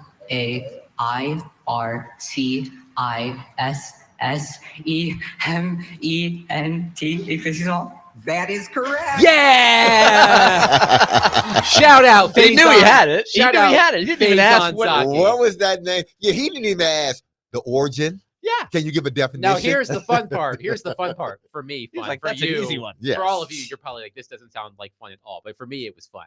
So he misspelled a word earlier in the spelling bee, but the other two contestants also misspelled words. So none of them were eliminated. So he got new life. He got new life Oh. and he nailed it. So shout out Faison Zaki, 13 years old, spelling a word I've never heard of. No. 615-737-1025. Okay. One texter is before we go to break. One texter insists that I read his dad joke on the air, and I Is am it borderline? I'm going to make sure that it is appropriate. If women with big, you know what, Fill in the blank. work at Hooters, where do women with one leg work? Where do a woman with one leg work? IHOP. And Oh boy, That was bad. yeah. I was gonna say something like a butt kicking farm or something. I don't know. Anyway, 615-737-1025. I do want to follow up on something that Derek and I talked about the other day as it relates to rookie quarterbacks and making the playoffs. So we'll do that next. Willie Donick, Derek Mason, Adam Ving, 1025, 1063 The Game.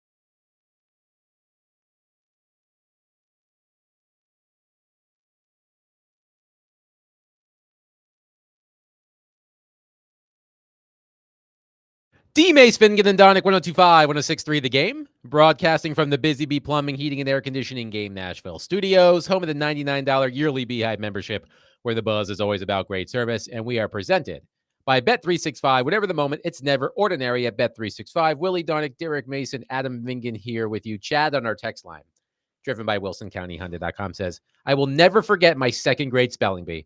I was smoking everyone. Made it to the last two, and they asked me to spell Independence Day. I crushed it, but I got it wrong because I didn't specify capital I, capital D. An all-time screw job, according to Chad. Oh, my goodness. Just because he didn't capitalize it? Wow. They did it, man. They had it out for him. Those moderators, they're sticklers. They had it out for him. That is harsh. Dylan on our text line. Dylan on our text line said, I'm surprised that Adam is still alive. After he made all those bikini women jokes the other day, I for sure would have thought his wife or girlfriend would have killed him. This in reference to the Stephon Diggs video where he is swarmed by bikini-clad women on a yacht, along with Cardi B, who I think is also wearing a bikini. Joke's on you, Dylan. My wife doesn't listen. She's too busy doing actual work. And then it's going to be that one day where one of her friends walk into the office. Hey, Adam, you want to listen to Adam? DVD? Oh, sure. He talks about you all the time. Yeah, turn it on. And here's Adam saying something that he doesn't think his wife hears. I love you, honey. Just clip that, David, and send it. I love you very much. And what is she gonna say, Willie, when he walks in the house? Don't hey honey me. Exactly. Hey honey. Don't you hey my honey me. I heard what you said on the radio. Oh boy. Oh man. Chad says that's a 100% true story. I wish I was creative enough to make that up. Chad, all I'm saying is, I don't know if you went to elementary school around here, but I think you should make a stop. Yeah, you should stop over. I think that you should be retroactively awarded the win for a technicality. Yeah. But I want to follow up on something that Derek and I talked about the other day. We were talking about Colin Cowherd, and on his show, talking about Cam Ward, and that he thinks that Cam Ward is enough of a difference maker that the Titans are going to make the playoffs because of his performance this season. And, building off of that, I looked up the number of rookie starting quarterbacks in the playoffs since 2004. And I excluded situations where a rookie quarterback had to start because the established starter was injured. For example, I think a few years ago, Skylar Thompson had to start a playoff game for the Dolphins because Tua was injured. So I didn't include that. I looked at established starters. And there were 15 since 2004. Ben Roethlisberger, Joe Flacco, Matt Ryan, Mark Sanchez, Andy Dalton, Andrew Luck, Robert Griffin, Russell Wilson, Dak Prescott, Lamar Jackson, Mac Jones, Brock Purdy, CJ Stroud, Jaden Daniels, and Bo Nix. So 15. And Derek said, I bet if not all of them, most of those quarterbacks had outstanding defenses. And wouldn't you know it, it bears out. Because what I did was I went back and looked at the scoring defenses for all of those teams that had rookie starting quarterbacks in the playoffs. Of the 15, 9 of them had top 5 scoring defenses. Roethlisberger, first. Flacco, third. Sanchez, first. Wilson, first. Prescott, fifth. Jackson, second. Jones, second. Purdy, first. And Nix, third. So 9 of those 15 quarterbacks had top 5 scoring defenses. And what I wanted people to understand, Willie, was I know people are talking about, you got to, Cam needs more receivers. Yeah, he needs weapons. He needs more receivers. They need somebody other than, they need another back. Pollard. I get it. All of that's important to have. But if I got to ask my rookie quarterback to score 28 points because we're giving up 27 points, or to lead 4 scoring drives each and every game, that's not conducive to winning and developing a quarterback. It's just not. It's been time tested. You can't develop a quarterback all while trying to outscore somebody. That just, because then he starts developing bad habits and all this other stuff goes wrong. If I can hold a defense, as a defense, if I can hold an offense to 14, 16, 17 points a game, And maybe even historically, I think Baltimore, that 99 defense, that and that Legion of Boom defense, they were in the low teens as far as points per game they were giving up. When you do that, that means my offense, my young quarterback, he only needs to get me in the red zone 2 times. And more than likely, if we get in the red zone 2 times and score 2 touchdowns, we are winning games. Or you get us in there 3 times, 2 touchdowns and a field goal, we're going to win. Why? Because our defense is only giving up on average 14, 15 points a game. So if we can average 17, 18 points a game, that's great. Why? Because now I don't have to put my quarterback in one, unfamiliar positions in this league, or uncomfortable positions where he has to come back. And I think that was a little bit of Will Levis's downfall too, playing hero ball because he had to. Here are some at times. Here are some of the outliers. So again, 9 of the 15 quarterbacks had top 5 scoring defenses. Matt Ryan in 2008 with Atlanta, just outside the top 10 at 11th. Andrew Luck in 2012 with Indianapolis, 21st. Robert Griffin in 2012 with Washington, 22nd. CJ Stroud 2023 in Houston, 11th. Jaden Daniels last season, 18th. But if you average up the points per game allowed, it's under 20. It's 18, 19 points of those scoring defenses for those rookie quarterbacks. It really stands to reason. It's probably, I think, the best way that you can succeed for a rookie quarterback is set the bar so that you don't have to score, like you said, 20, 25, 28 points to feel like you have a chance. That probably tells you how great Jaden Daniels was last year, because it's so remarkable, because he was really carrying them as a rookie. I believe they had a top 5 offense last season. I'm going to double check that. Yes, they were 5th in the NFL in points per game, 18th in points allowed per game. So you need, if you're going to give up that many points, you need a special quarterback who can put up the points. So it begs the question, does the Titans defense have a prayer of being in the ballpark of that kind they of would defense? need to shave off 7 or 8 points off of their points allowed per game average from last season. What, they're giving up 27? So remember, thereabouts. Worst special teams in the league. Yes. So that's maybe where you could make up some ground. More turnovers forced. They were one of the worst teams. They were one of the worst. That's where you could make up some ground. And then I think the red zone is the other thing that I think could cut the deficit. Now, I still don't see a dominant defense. We've got a lot of holes that you're saying, where are they going to get the pressure? Where are they going to get this or that? But those 3 areas can fluctuate a lot. They were tied for 25th in the NFL last season in defense red zone touchdown rate.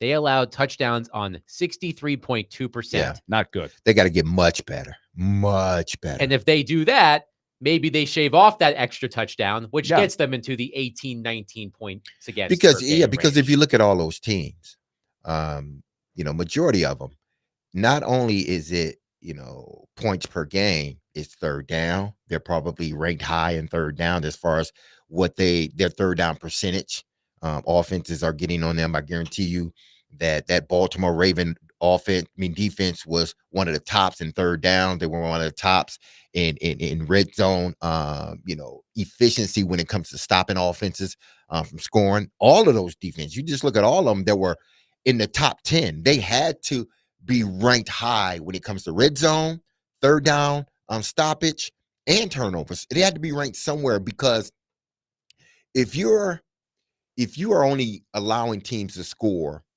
14, 15 points a game, that means you are doing something extraordinary. You're not just stopping them, but you're taking the ball away from them too. Your 2008 Ravens allowed 15.3 points per game, and that was third. There were 2 teams better than that, but that was third, 15.3 points per game. So essentially, it's what I said. Get us in the red zone and score 2 times. 2 times. That's all we really needed, was 2 times. And more than likely, we'll get that third, 50-yard field goal from Stover, and we'll win the game 17-14 or 17-10. And Willie made the right point, because Andrew on our text line says, am I wrong not really trusting judging a defense on points allowed because of crappy quarterbacks, offenses, and special teams can completely screw up or screw over a defense ranking on points? Yes, The special teams had issues, dropping punts. Punts were blocked. Will Levis turnovers. The Titans defense were put in disadvantageous situations. They had to defend shorter fields. That leads into the red zone percentage, which was one among the worst in the NFL. So yes, absolutely. I know there are other ways to judge it. That was the quickest way for me to do it. But I do think it stands out that, again, 9 of the 15 quarterbacks, rookie quarterbacks who started playoff games, had top 5 scoring defenses. And that's something that people don't really look at. Why? Because it's all about the offense. It's all about how when you draft a young quarterback, and the next questions the fans are asking, especially in a Titan situation, well, now that you got a quarterback, now you got to surround him with playmakers. Well, yes, that's true, but if I can get my defense surrounding him with playmakers, doesn't necessarily just mean on offense. It means on defense as well. Surround him with playmakers. Get him a defensive end that's going to get to the quarterback at least 10, 12 times a game. Get him a defensive back that's going to have, 15 to 17 pass breakups and 6 or 7 interceptions. Get him a linebacker that's, 120 plus tackles, and he's around the ball everywhere. Get him those type of playmakers and allow him to develop on the offensive side of the ball the way he needs to. Because again, if he has to outscore teams, it's not historically, it doesn't bode well for a young rookie quarterback. 615-737-1025. Our phone and text lines are driven by WilsonCountyHyundai.com if you want to get in on the conversation. But coming up next, speaking of those 2008 Baltimore Ravens, an old teammate of Derek Mason had some interesting things to say the other day. And when I heard it, it reminded me of something that a former Tennessee Titans player had to say. So I want to bring all of that up. Coming up next, 615-737-1025. Willie Donick, Derek Mason, Adam Vingan, 1025-1063, The Game.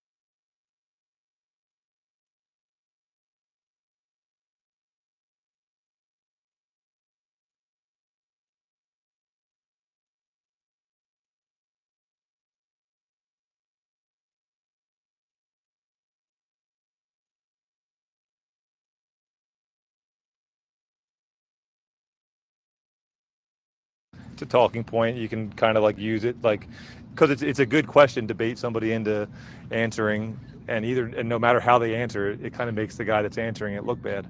If I say I don't want to be a mentor, I look bad. If I say I do want to be a mentor, then I look like an idiot that doesn't care about being good and playing football. So it's one of those questions that no matter what I say, you guys can write what you want to write about it. And there's a lot of questions like that. That's why you end up having to try to avoid them. I tend to try to be honest. And I've said I'm not a mentor. I play football. And in a quarterback room, there's a lot of times there's been a ton of times where there's learning experiences. And I have a lot of experience and I can talk on things. And hopefully they listen. But it's not necessarily like my job to like make sure they listen to me. And, hey, like hopefully you have a really good relationship with the guys that are in the room.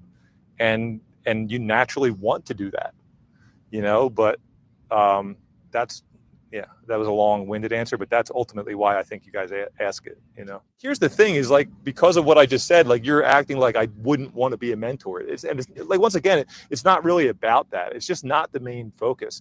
I see myself as a guy that can play in this league. So if your main focus was just like, hey, but I'm going to get you ready, you're just not taking care of business. The best way to be a mentor, honestly, is like show people how you go to work, and like I said, hope that they pick up on that stuff, but not necessarily force them to pick up on the things that you do. That was Derek Mason's old teammate, Joe Flacco, at Browns OTAs.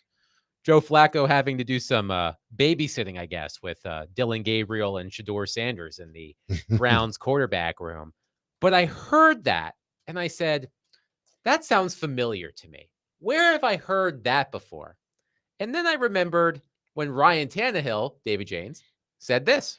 That's part of being in a quarterback room in the same room. We're competing against each other. We're watching the same tape. We're doing the same drills. I don't think it's my job to mentor him, but if he learns from me along the way, then that's a great thing. I haven't seen the reaction yet of Joe Flacco's response there, but I remember people being outraged by Ryan Tannehill saying it's not his job to mentor Malik Willis. It was a week of radio fire that you'll never get back. Yeah. Yes, it will never get back. I was on. I was defending Ryan Tannehill for being taken out of context, but man, after hearing Flacco, I was one of those individuals that thought that Ryan, he could have answered that a different way. He could have been more of the sort of, I think, because if you listen to his answer and you listen to Joe's answer, his answer is more of a flip it, like matter of fact. It's just like flip it, and he's just going about it. Joe sounds like a coach. That's what Joe sounds like. He sounds like a coach. And if Tannehill would have said it like Joe, then I don't think that the outrage would have been there. And I don't know if the outrage is there about Joe Flacco. And just for disclosure, he was my quarterback for 2 years. I have nothing but good things to say about Joe. But I think if Tannehill would have said it like Joe, it would have came off a little bit more genuine, because Joe wanted to explain it. Like, listen, it's not because I still feel I can play this game. And if I just sit back and want to be a mentor, I can't give the team what I actually can give them, beneficial. Because he's in line to start. Yeah, he's in line to start. At least at the beginning of exactly. the season. So he said the most important thing. He said the best thing that I can do for these guys is show them how to do it by the way I work, the things that I do, and I can impart experiences on them. But I can't make them do anything. That's what I think in Joe's mind, that's what mentoring is to him. Like, I go about my business. You see me. We're all in the same room. We're friends. We got good relationships. So automatically, it's just going to come automatically. It's not something that I'm going to intentionally do. And I think if Ryan Tannehill would have answered the question like that, I think it would have fell on people a lot different. Because he elaborated. Exactly. He went into detail on explaining his position, Exactly. where Ryan Tannehill was taking out of context with a real quick, as you just played. And what I would make the point back when we were slogging through this, and I was like, can we please? This is the only thing. He had like a 30-minute press conference, for how long it was. I mean, he answered all of the demons about the interception game against the Bengals and how he was struggling with the boat stuff. Didn't he touch on that some too? Oh, the God. boat? There was that I remember. kinds. Yeah, I remember the boat I mean, stuff. it was Oh, the first boy. time he had spoken in a long time, so people wanted to hear from him. So that was a comment. That was not the focus at all of the interview. It was all about how are you handling a devastating loss and what are you trying to do to bounce back? And he opened up. Yeah. So that answer, he wasn't even thinking about what he was saying. He was like, yeah. I mean, I don't think he had prepared for that question. No. But I don't think he felt any different than Flacco did. But Flacco was like, if you don't think you can play in this league, then you probably shouldn't be playing. You're not in the league to mentor the next guy. Hey, buddy, let me get you ready. You're preparing yourself to go out and play. Starter. If you don't think you could be a starter. Oh, prime example. And again, I haven't seen Brandon Allen play. Maybe I did and didn't know it was Brandon Allen. He hasn't started very many games. So maybe I saw him play in the NFL. He's kind of a stealth guy. Exactly. Maybe he was the quarterback for the team. When I was watching and I turned it quickly when I saw the starting quarterback wasn't there. Maybe I do not have a visual of what he looks like throwing the ball, calling signals. I couldn't pick him out of a lineup. But he's a prime example of a guy that mentors. He know he's not going to be the starting quarterback for the Tennessee Titans. No way, no how, unless Cam Ward just falls off the face of the earth. He's not going to be the starting quarterback. So what is he supposed to do? Prepare himself to be a starter, but all the while, now he can be sort of that mentor to the guy, because there's no threat of you, being a number one guy, or everybody in the building knows that you even know you're not the number one guy. In Joe's case, he feel, and I think the organization feels that, he may be our best opportunity to start the season off. So I got to prepare I got to make sure I'm doing what I have to do to be a starter.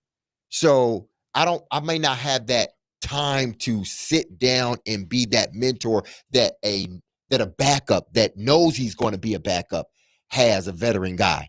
He may end up being a starter this year, meaning Joe Flacco. I would assume that he's probably going to be the week 1 starter for the Cleveland Browns. He has the most experience, and they have experience with him. I guess it could be Kenny Pickett, but I'd take Flacco over Pickett any day. It's not going to be Gabriel or Shador Sanders. I doubt it. But unless one of those guys just have an awesome camp. But you look at what Joe said. He put on his coaching hat. That's just what he did. So don't be surprised when Joe retires, he becomes a coach and ultimately becomes a head coach one day. But his demeanor, everything, he answered it in such a way that I think you kind of saw both sides of what he was talking about, but he also did get baited into saying one or the other. He wanted to fully explain his stance on being a quote unquote mentor. Chris Canty, who's on ESPN's Unsportsmanlike and played with Joe Flacco with the Ravens, although you said you didn't cross paths. No, I didn't cross with Chris paths. Canty. Yeah. This is from CBS Sports, who transcribed this segment from Unsportsmanlike. Quote, mentoring a young player is only going to make that player better, which makes the team better. You're only as strong as your weakest link. The whole point of the exercise is that everybody makes everyone better. That's why you practice. You're making each other better. It's what you're supposed to do. You do that with the reps on the practice field, but you also do that by sharing points and notes in the film room. It's a ridiculous answer from Joe Flacco. There's no guarantee Joe Flacco is going to be healthy for 17 games, especially at 40 years old. But listen to Joe's answer. He's saying all of that. It's not like he's blocking the guy. It's not. What did he say? He said, listen, I have experience. I can give that to them in the meeting rooms and stuff like that. So here's more from Canty. Quote, it's stupid to not consider trying to do everything that you can to coach these other guys up. Nobody is saying you have to do your job at a lesser level in terms of performing on the field. But if you can happen to impart some wisdom onto those guys who you're spending 16 hours a day with in training camp, why wouldn't you do that? Just because you're mentoring doesn't mean you can't be the starting quarterback. His answer is nonsensical. I hate going so hard at one of my former teammates, but it's one of the dumbest things I've ever heard Joe Flacco say. David, play that clip again. Because sometimes people hear the beginning of things and then they just tune out. They're thinking about their answer. I'm coming back on them, and they're not listening to all of it. Just play what Joe said. It's a talking point. You can kind of like use it like, because it's a good question to bait somebody into answering, and no matter how they answer it, it kind of makes the guy that's answering it look bad. If I say I don't want to be a mentor, I look bad. If I say I do want to be a mentor, then I look like an idiot that doesn't care about being good and playing football. So it's one of those questions that no matter what I say, you guys can write what you want to write about it. And there's a lot of questions like that. That's why you end up having to try to avoid them. I tend to try to be honest. And I've said I'm not a mentor. I play football. And in a quarterback room, there's a lot of times there's been a ton of times where there's learning experiences, and I have a lot of experience and I can talk on things, and hopefully they listen. But it's not necessarily like my job to like make sure they listen to me. And, hey, like hopefully you have a really good relationship with the guys that are in the room, and you naturally want to do that, but that was a long-winded answer, but that's ultimately why I think you guys ask it. So I would, because Chris Canty is good at what he does. I like watching him on ESPN. He's good at what he does, but I would like for him to listen to that one more time. Chris Canty, if somebody knows, just listen to that one more time, and maybe your answer will be a little bit different, because you just said something that he did say within his answer. You said he didn't say it, or you said he should be doing all this. Well, he said this is what he's doing. He said he's sitting in it. He said there's been many times, even now, where he's been sitting in a room with these young quarterbacks, and because of his experience, he can speak on things in a meeting room, imparting them some wisdom or what he saw or what he didn't see. That is mentoring in a version. So again, people are sometimes so quick to want to retort on something and not listening to the full answer and then gather your thoughts. It also sounds to me like Joe Flacco remembers the Ryan Tannehill press conference. Yes. And what a big deal that was. I mean, he all but said exactly what happened to Ryan Tannehill without mentioning his name. So it seems like that popped into his head. He was like, I'm not falling into this trap. I ain't falling for the banana in the tailpipe. Right. But then he went ahead and gave a very honest answer. But it sounds to me, it's like, I'm not trying to block the guy from learning from me. I'm going to prepare like a pro. I have experience. And if they absorb that, then there's a certain amount of natural mentorship. He said, but I'm not, he's competing to win the job. Yes. So I want to credit Adam at Xander Mercury on Twitter, who screenshotted multiple reactions to Ryan Tannehill's. Oh God. So Good Morning Football. Is it Ryan Tannehill's job to mentor Malik Willis? We're getting into this at the breakfast table. Quote, now people are questioning if he's really the leader of this team. Jordan Schultz. Pretty disappointing take from Ryan Tannehill on not wanting to mentor Malik Willis. I get you don't want to lose your job to a rookie, and that's a good thing. But Malik's also your teammate now. Helping advance the game by teaching the younger generation is also a good thing. Ryan Clark. I see Ryan Tannehill is on his, quote, not my job to mentor energy. It's not, but man, it makes you a good teammate. You can win without your quarterback being a good teammate, but better for the team if he is. But what he's trying to be a good teammate, right? I think saying what he said, he's trying to be a good teamate. Here's my but favorite it's one. Stopping short of saying, hey, let me bring a spiral notebook, and D-Mace, you bring your spiral notebook, and I'll put my arm around you when we're in the room, and I'll go through the notes to make sure. Do you understand everything the coach just said? You might want to write this down about this play over here. That's not how it works. You're a professional. Here's my favorite one from at NFL Rumors. Former hashtag Rams and hashtag Cardinals Kurt Warner slams hashtag Titans Ryan Tannehill over mentor comments. Tell young quarterbacks, reach out to me if you need a mentor. Again, I think, Ryan's and listen, I got on him too. Probably not like that, but I got on him too. Ryan's, it's all about delivery. It's how you deliver your message.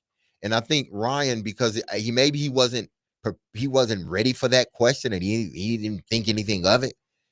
He chose to go about it more of a sort of okay, I'm just gonna answer it and move on. I don't want to stay on this answer too long. I'm answering to move on. Whereas Joe was like, whoa. Nah, you ain't gonna give me with a banana in the tailpipe. I'm gonna answer this. And this is what I talk about all the time, fellas. when you are doing an interview, young players, take your time. Those they're not going anywhere. Why? Because they want to answer from you. You don't have to rush your answer. You don't have to do anything. Talk slowly, deliberately, concise. Get your thoughts together before you answer that question. Because I guarantee you, if it takes you 5 minutes to gather that thought, if that person really want to talk to you, they're going to stay there that 5 minutes to make sure to get a quote from you. So take your time. And Joe took his time. He said, whoa, whoa, whoa, whoa, whoa. That's a trick question right there. You thought you had me, didn't you? I'm smarter than that. You forgot I won a Super Bowl, didn't you? That's the savvy veteran in him. Exactly. If you're looking at the video of him, he's gray all over, man. Got the gray beard, got the gray in the hair. He's been there and done that. He's answered a lot of these questions. 615-737-1025. We will wrap up the week by taking it to the bank, and we will also welcome in live from Hawkins Field the kinder, gentler, softer Jared Stillman. We'll do that next. Willie Donick, Derek Mason, Adam Vingan, 1025, 1063 The Game.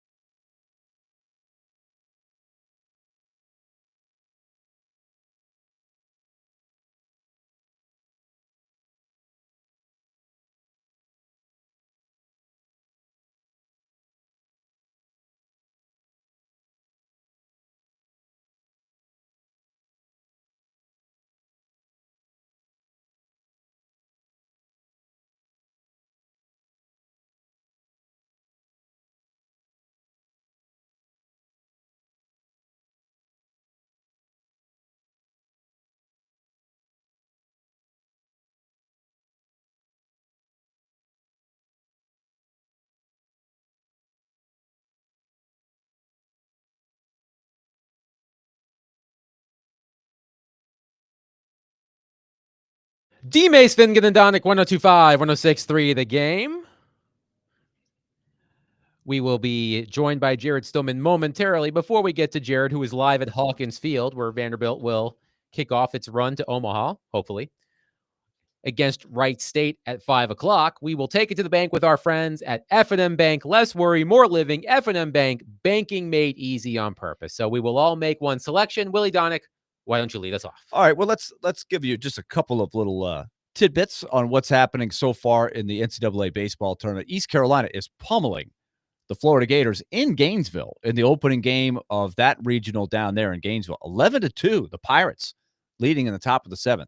And East Tennessee State, the Battling Bucks, leading Louisville 2-0 in the top of the 3rd in the Nashville Regional. These are the two teams that are alongside Vanderbilt as Vanderbilt gets ready to play Wright State a little bit later on tonight. And, of course, Miami of Ohio plays Tennessee. That's at 5 o'clock Central on ESPNU. So I'll go with this. I think Tennessee will rebound and be all right in their regional. I think I will say Tennessee will win their regional. Okay. And go to the super regional alongside Arkansas. Ooh, that would be good. That will be TV people want to see. And I'm really curious how many SEC teams make the super regionals, because it's like, remember we talked about what would be a successful run for the SEC in basketball? How many of the Final Four should they have? How many in the Sweet 16? How many in the Final 8? It's a similar situation here for baseball, and the standard is that high pretty much every season in baseball. But this year in particular, I think the gap is even wider. It's going to keep getting wider because of the finances and resources the SEC has. So I would say that Arkansas, Tennessee is likely not the only all SEC super regional that we're going to see. Derek Mason? All right. Panthers and Oilers. Panthers have scored, 22 goals, somewhere around there. And the Oilers have scored 25, 26 in their respective series, their last series. Mm-hmm. I think this is going to be a high-scoring game. Game 1 on Wednesday. Yes, game 1 on Wednesday. And I predict that the Florida Panthers wins the game. On the road. On the road. They have been quite good on the road in these playoffs. I predict they win the game. I predict it's high-scoring, and I predict the Panthers win the game. What's the line on that one? That's a good question. I don't know. We're talking game 1? Yeah, game one of the Stanley Cup Final. What is it? While you look that up, I will make my selection. We have game 6 of the Eastern Conference Finals in the NBA. The Knicks avoid elimination against the Pacers. So the series moves back to Indianapolis. And as you know, I'm a fan of maximum chaos. So I think the Knicks, they force game 7. Damn it. You stole mine. That was mine. You can take it too. Okay, that's what I'm going with too. All right. David and I are going with the Knicks to force game 7 against the Pacers back at Madison Square Garden. So now that we've made our selections, do you have the line? Plus 1.5. Okay. Now we bring Florida's in plus 1.5. Louisville alum, and I understand that Louisville is losing right now, so we'll see if he's in a good mood or not. It's early. But we bring in the kinder, gentler, softer Jared Stillman. Hi, Jared. How are you? I'm fabulous. I heard you take like 1 minute out of my entire spiel. Because it's our show, and we don't want to replay your show on our show. On this big, long rant about the Maple Leafs. This is the first time in my life I got bored listening to people talk about me. I'm sitting here listening to you guys break down the Maple Leafs. I'm like, what about the John Robinson take and the Mike Mularkey take and the fans that don't appreciate what they have when they have it? With this organization that's the worst football team in the league, that was the crux of the issue. Well, it all started with your insane tweet over the weekend that you think Maple Leafs fans are overreacting. And as I said, you told all of Nashville that it's okay to almost win. I think that, again, I look at it like this. Like, okay, so let's use the Toronto Maple Leafs as the example here. Do you Austin Matthews, he can't win the big one. So what do you get rid of him? I never said that. Cut him? Gonna trade him? Never said that. Never you get rid of Lamar Jackson? Never said that. I mean, Lamar Jackson, he can't win the big one. I used the example of Josh Allen. We have Lamar Jackson have to go out there before. I mean, I guess I look at it like, and I'll use the Titans as the example. I thought it was ridiculous when they fired Mike Mularkey because I thought the expectations, how could you have had higher expectations than getting to the divisional round of the playoffs and losing to Tom Brady and the Patriots? And they fired him anyways. I thought it was ridiculous to fire John Robinson when they fired him after he kept winning division after division after division, and they were, en route to win another division. And look, the draft picks, they weren't great, but at the same time, they were winning. But everybody around here just thought they were so entitled. Just, oh, no, we need better. We need better. And now we're sitting here looking at a guy that was taken 7th overall in the draft last year because he was big and could play left tackle, and now they're asking him to lose weight and play right tackle. I mean, this is what happens when you just get so upset. I saw on Twitter today people talking about Peter DeBoer. He can't get over the hump in the Western Conference Final.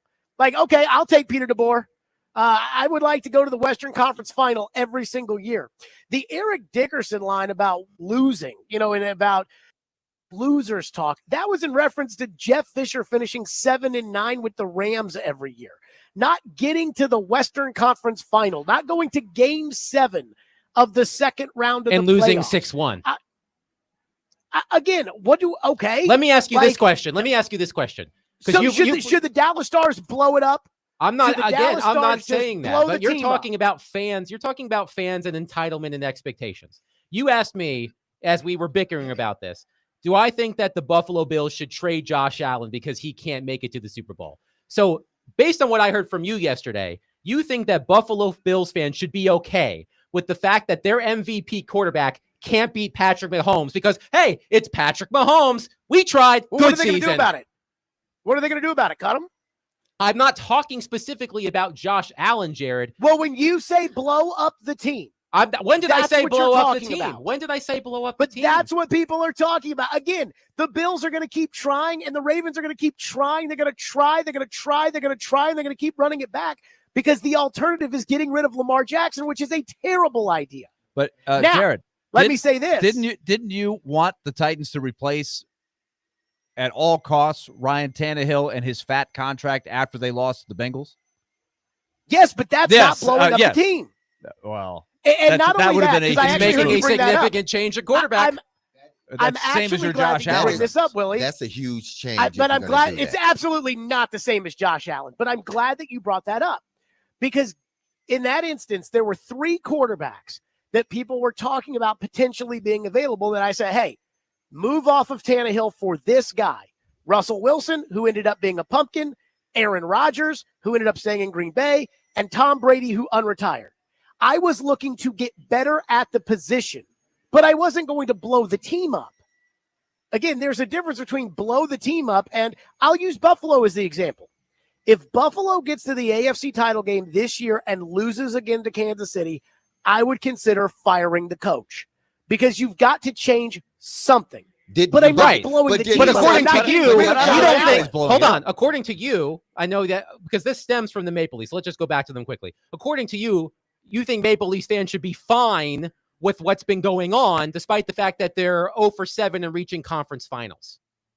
So what are they going to do? Well, they're like. I mean, you and I both know that Marner's not going to come back, right, and they're probably not going to re-sign Tavares. But I mean, again, like I look at it like, okay, so we talk about, well, they just can't win with the core 4. So what are the Maple Leafs going to do that's going to give them a better shot of beating the Florida Panthers next year? Because that's a if good Mitch question. Marner leaves, I'm not sure there's an option out there, and I'm not the biggest Mitch Marner guy in the world, but when Mitch Marner leaves, I don't think there's somebody out there that's going to make them better than they are with Mitch Marner on their team. Right, but at some point, when it's not working, you have to consider making changes. And in the case of the Maple Leafs, the change is probably going to be made for them because Marner's not going to re-sign. But let me just ask you this question, and then we'll move on. So again, the Buffalo Bills. Josh Allen is what, 0-4 against Patrick Mahomes in the playoffs, has made it to 2 conference title games, hasn't been able to get over the hump. But do you think that Buffalo Bills fans should be okay with all of that because they keep losing to Patrick Mahomes? I believe that if they lose to... That's not my question. I'm talking about... If they lose to the Chiefs again, I mean, I think that they have to look at themselves and say, hey, we still have a good quarterback, and we can try next year with this quarterback to beat Kansas City. Yes. Okay. Anybody else have anything else? Oh, to add? man. I mean, everybody should be upset. When your team loses a game, you should be upset that you lost that game. I'm not saying don't be upset, but I'm also saying, like, again, as a Titan fan, you lost 35-14 to the Patriots in the divisional round of the playoffs. You should be upset about it, but it doesn't mean that you need to blow up the whole operation and fire the coach the way the Titans did. I'm so shocked about Jared's reasonable approach here, because usually, Jared, you're a lot more extreme on the day. That sounds like something I would say. But I think what Adam is saying there is this. I don't think I heard him say blow up the team, but when you have your core four or your quarterback, whoever it is, and you've been to that position or that point in season, and you can't, for the last 4 or 5 seasons, and for whatever reason, you can't get past that season, or you can't get past that game, then there needs to be some changes made. Now, what are the changes? I don't know. But you can't say, oh, we lost to them because we lost to Kansas City because they end up winning the Super Bowl the last 3 years. Let's just say, oh, we keep on losing to them. Well, we need to find out a way to beat them, and it seems like we can't beat them with the guys that we have. So something has to change, not blowing it up necessarily, but something has to change within that so they then can get over that hump. Sorry to interrupt you, Derek. I think Reed actually, Jared, said the right thing, and you seem to kind of agree with it, or at least acknowledge that it made some sense. It's all relative. It's different when you're talking about the Titans right now or the Predators right now versus talking about the Maple Leafs or the Bills. It's relative. So if the Titans go 6-11 this coming season, Titans fans are not going to be apoplectic because they would have doubled their win total. Probably means Cam Ward's played pretty well, or at least shown some promise. Okay, stop right there. 6-11, because I heard you say this. So let's say they go 6-11. Would you keep Brian Callahan as the coach? If he helped Cam Ward show promise and help them double their win total, yes. It's about the development of the quarterback. That's what it's about. So the same owner. This is so, and I'm not saying they should fire him or shouldn't fire him, but I'm telling you this. This means that the same organization is going to keep Brian Callahan after 2 seasons and 9 wins and fired Mike Mularkey after 2 seasons and 18 wins. But it's based on expectations. The expectations are different for both teams. Why were the expectations so much bigger for the Mularkey? They got to the divisional round of the playoffs. For one, ownership was they were going to win the Super Bowl that second year? Ownership was different. It's the same. It's the same woman. Amy, back then, we're talking about what, 8-9 years ago. Back then, the ownership, the way it was a little bit different. The approach to ownership. Not to say that Amy still had ownership. She's ownership. Worse now. But what I'm saying is this: it's totally different. Mularkey then is different from Brian Callahan now. Everything is predicated on the development of their quarterback. If I win 6 games, but I see that my head coach is developing my quarterback, then I'm keeping my head coach. That's what I'm doing. A fool would look at it and say, well, you developing that quarterback. He looks good. Yeah, we were 6-11, but now I'm going to change my head coach. A fool thinks that way. And I don't think Amy's a fool from that standpoint. She is a little bit of a wild card. She's a wild card, but I don't think she's a fool. But listen. Willie won't say it because Willie's too nice, but I think I heard that, Willie. She can do a 180 pretty quick. Her being quick on the draw. And it doesn't mean she's right, but I mean but you can't. Don't I think we're trying to say what would we do if we were making a rational decision? Would you have fired Mike Mularkey, Willie? I wouldn't have fired him. I don't think I would have. No, I don't think I would have. Yeah, I know you wouldn't have. Oh, boy. That'll do it for us today and this week. We will be back Monday at 11 o'clock. Jared is live at Hawkins Field. Vanderbilt and Wright State at 5 o'clock right here on 102.5, 106.3 The Game. We'll talk to you next week. Be love on your people. Have a safe, blessed, wonderful, and happy Friday. Peace. Let's go, Vandy.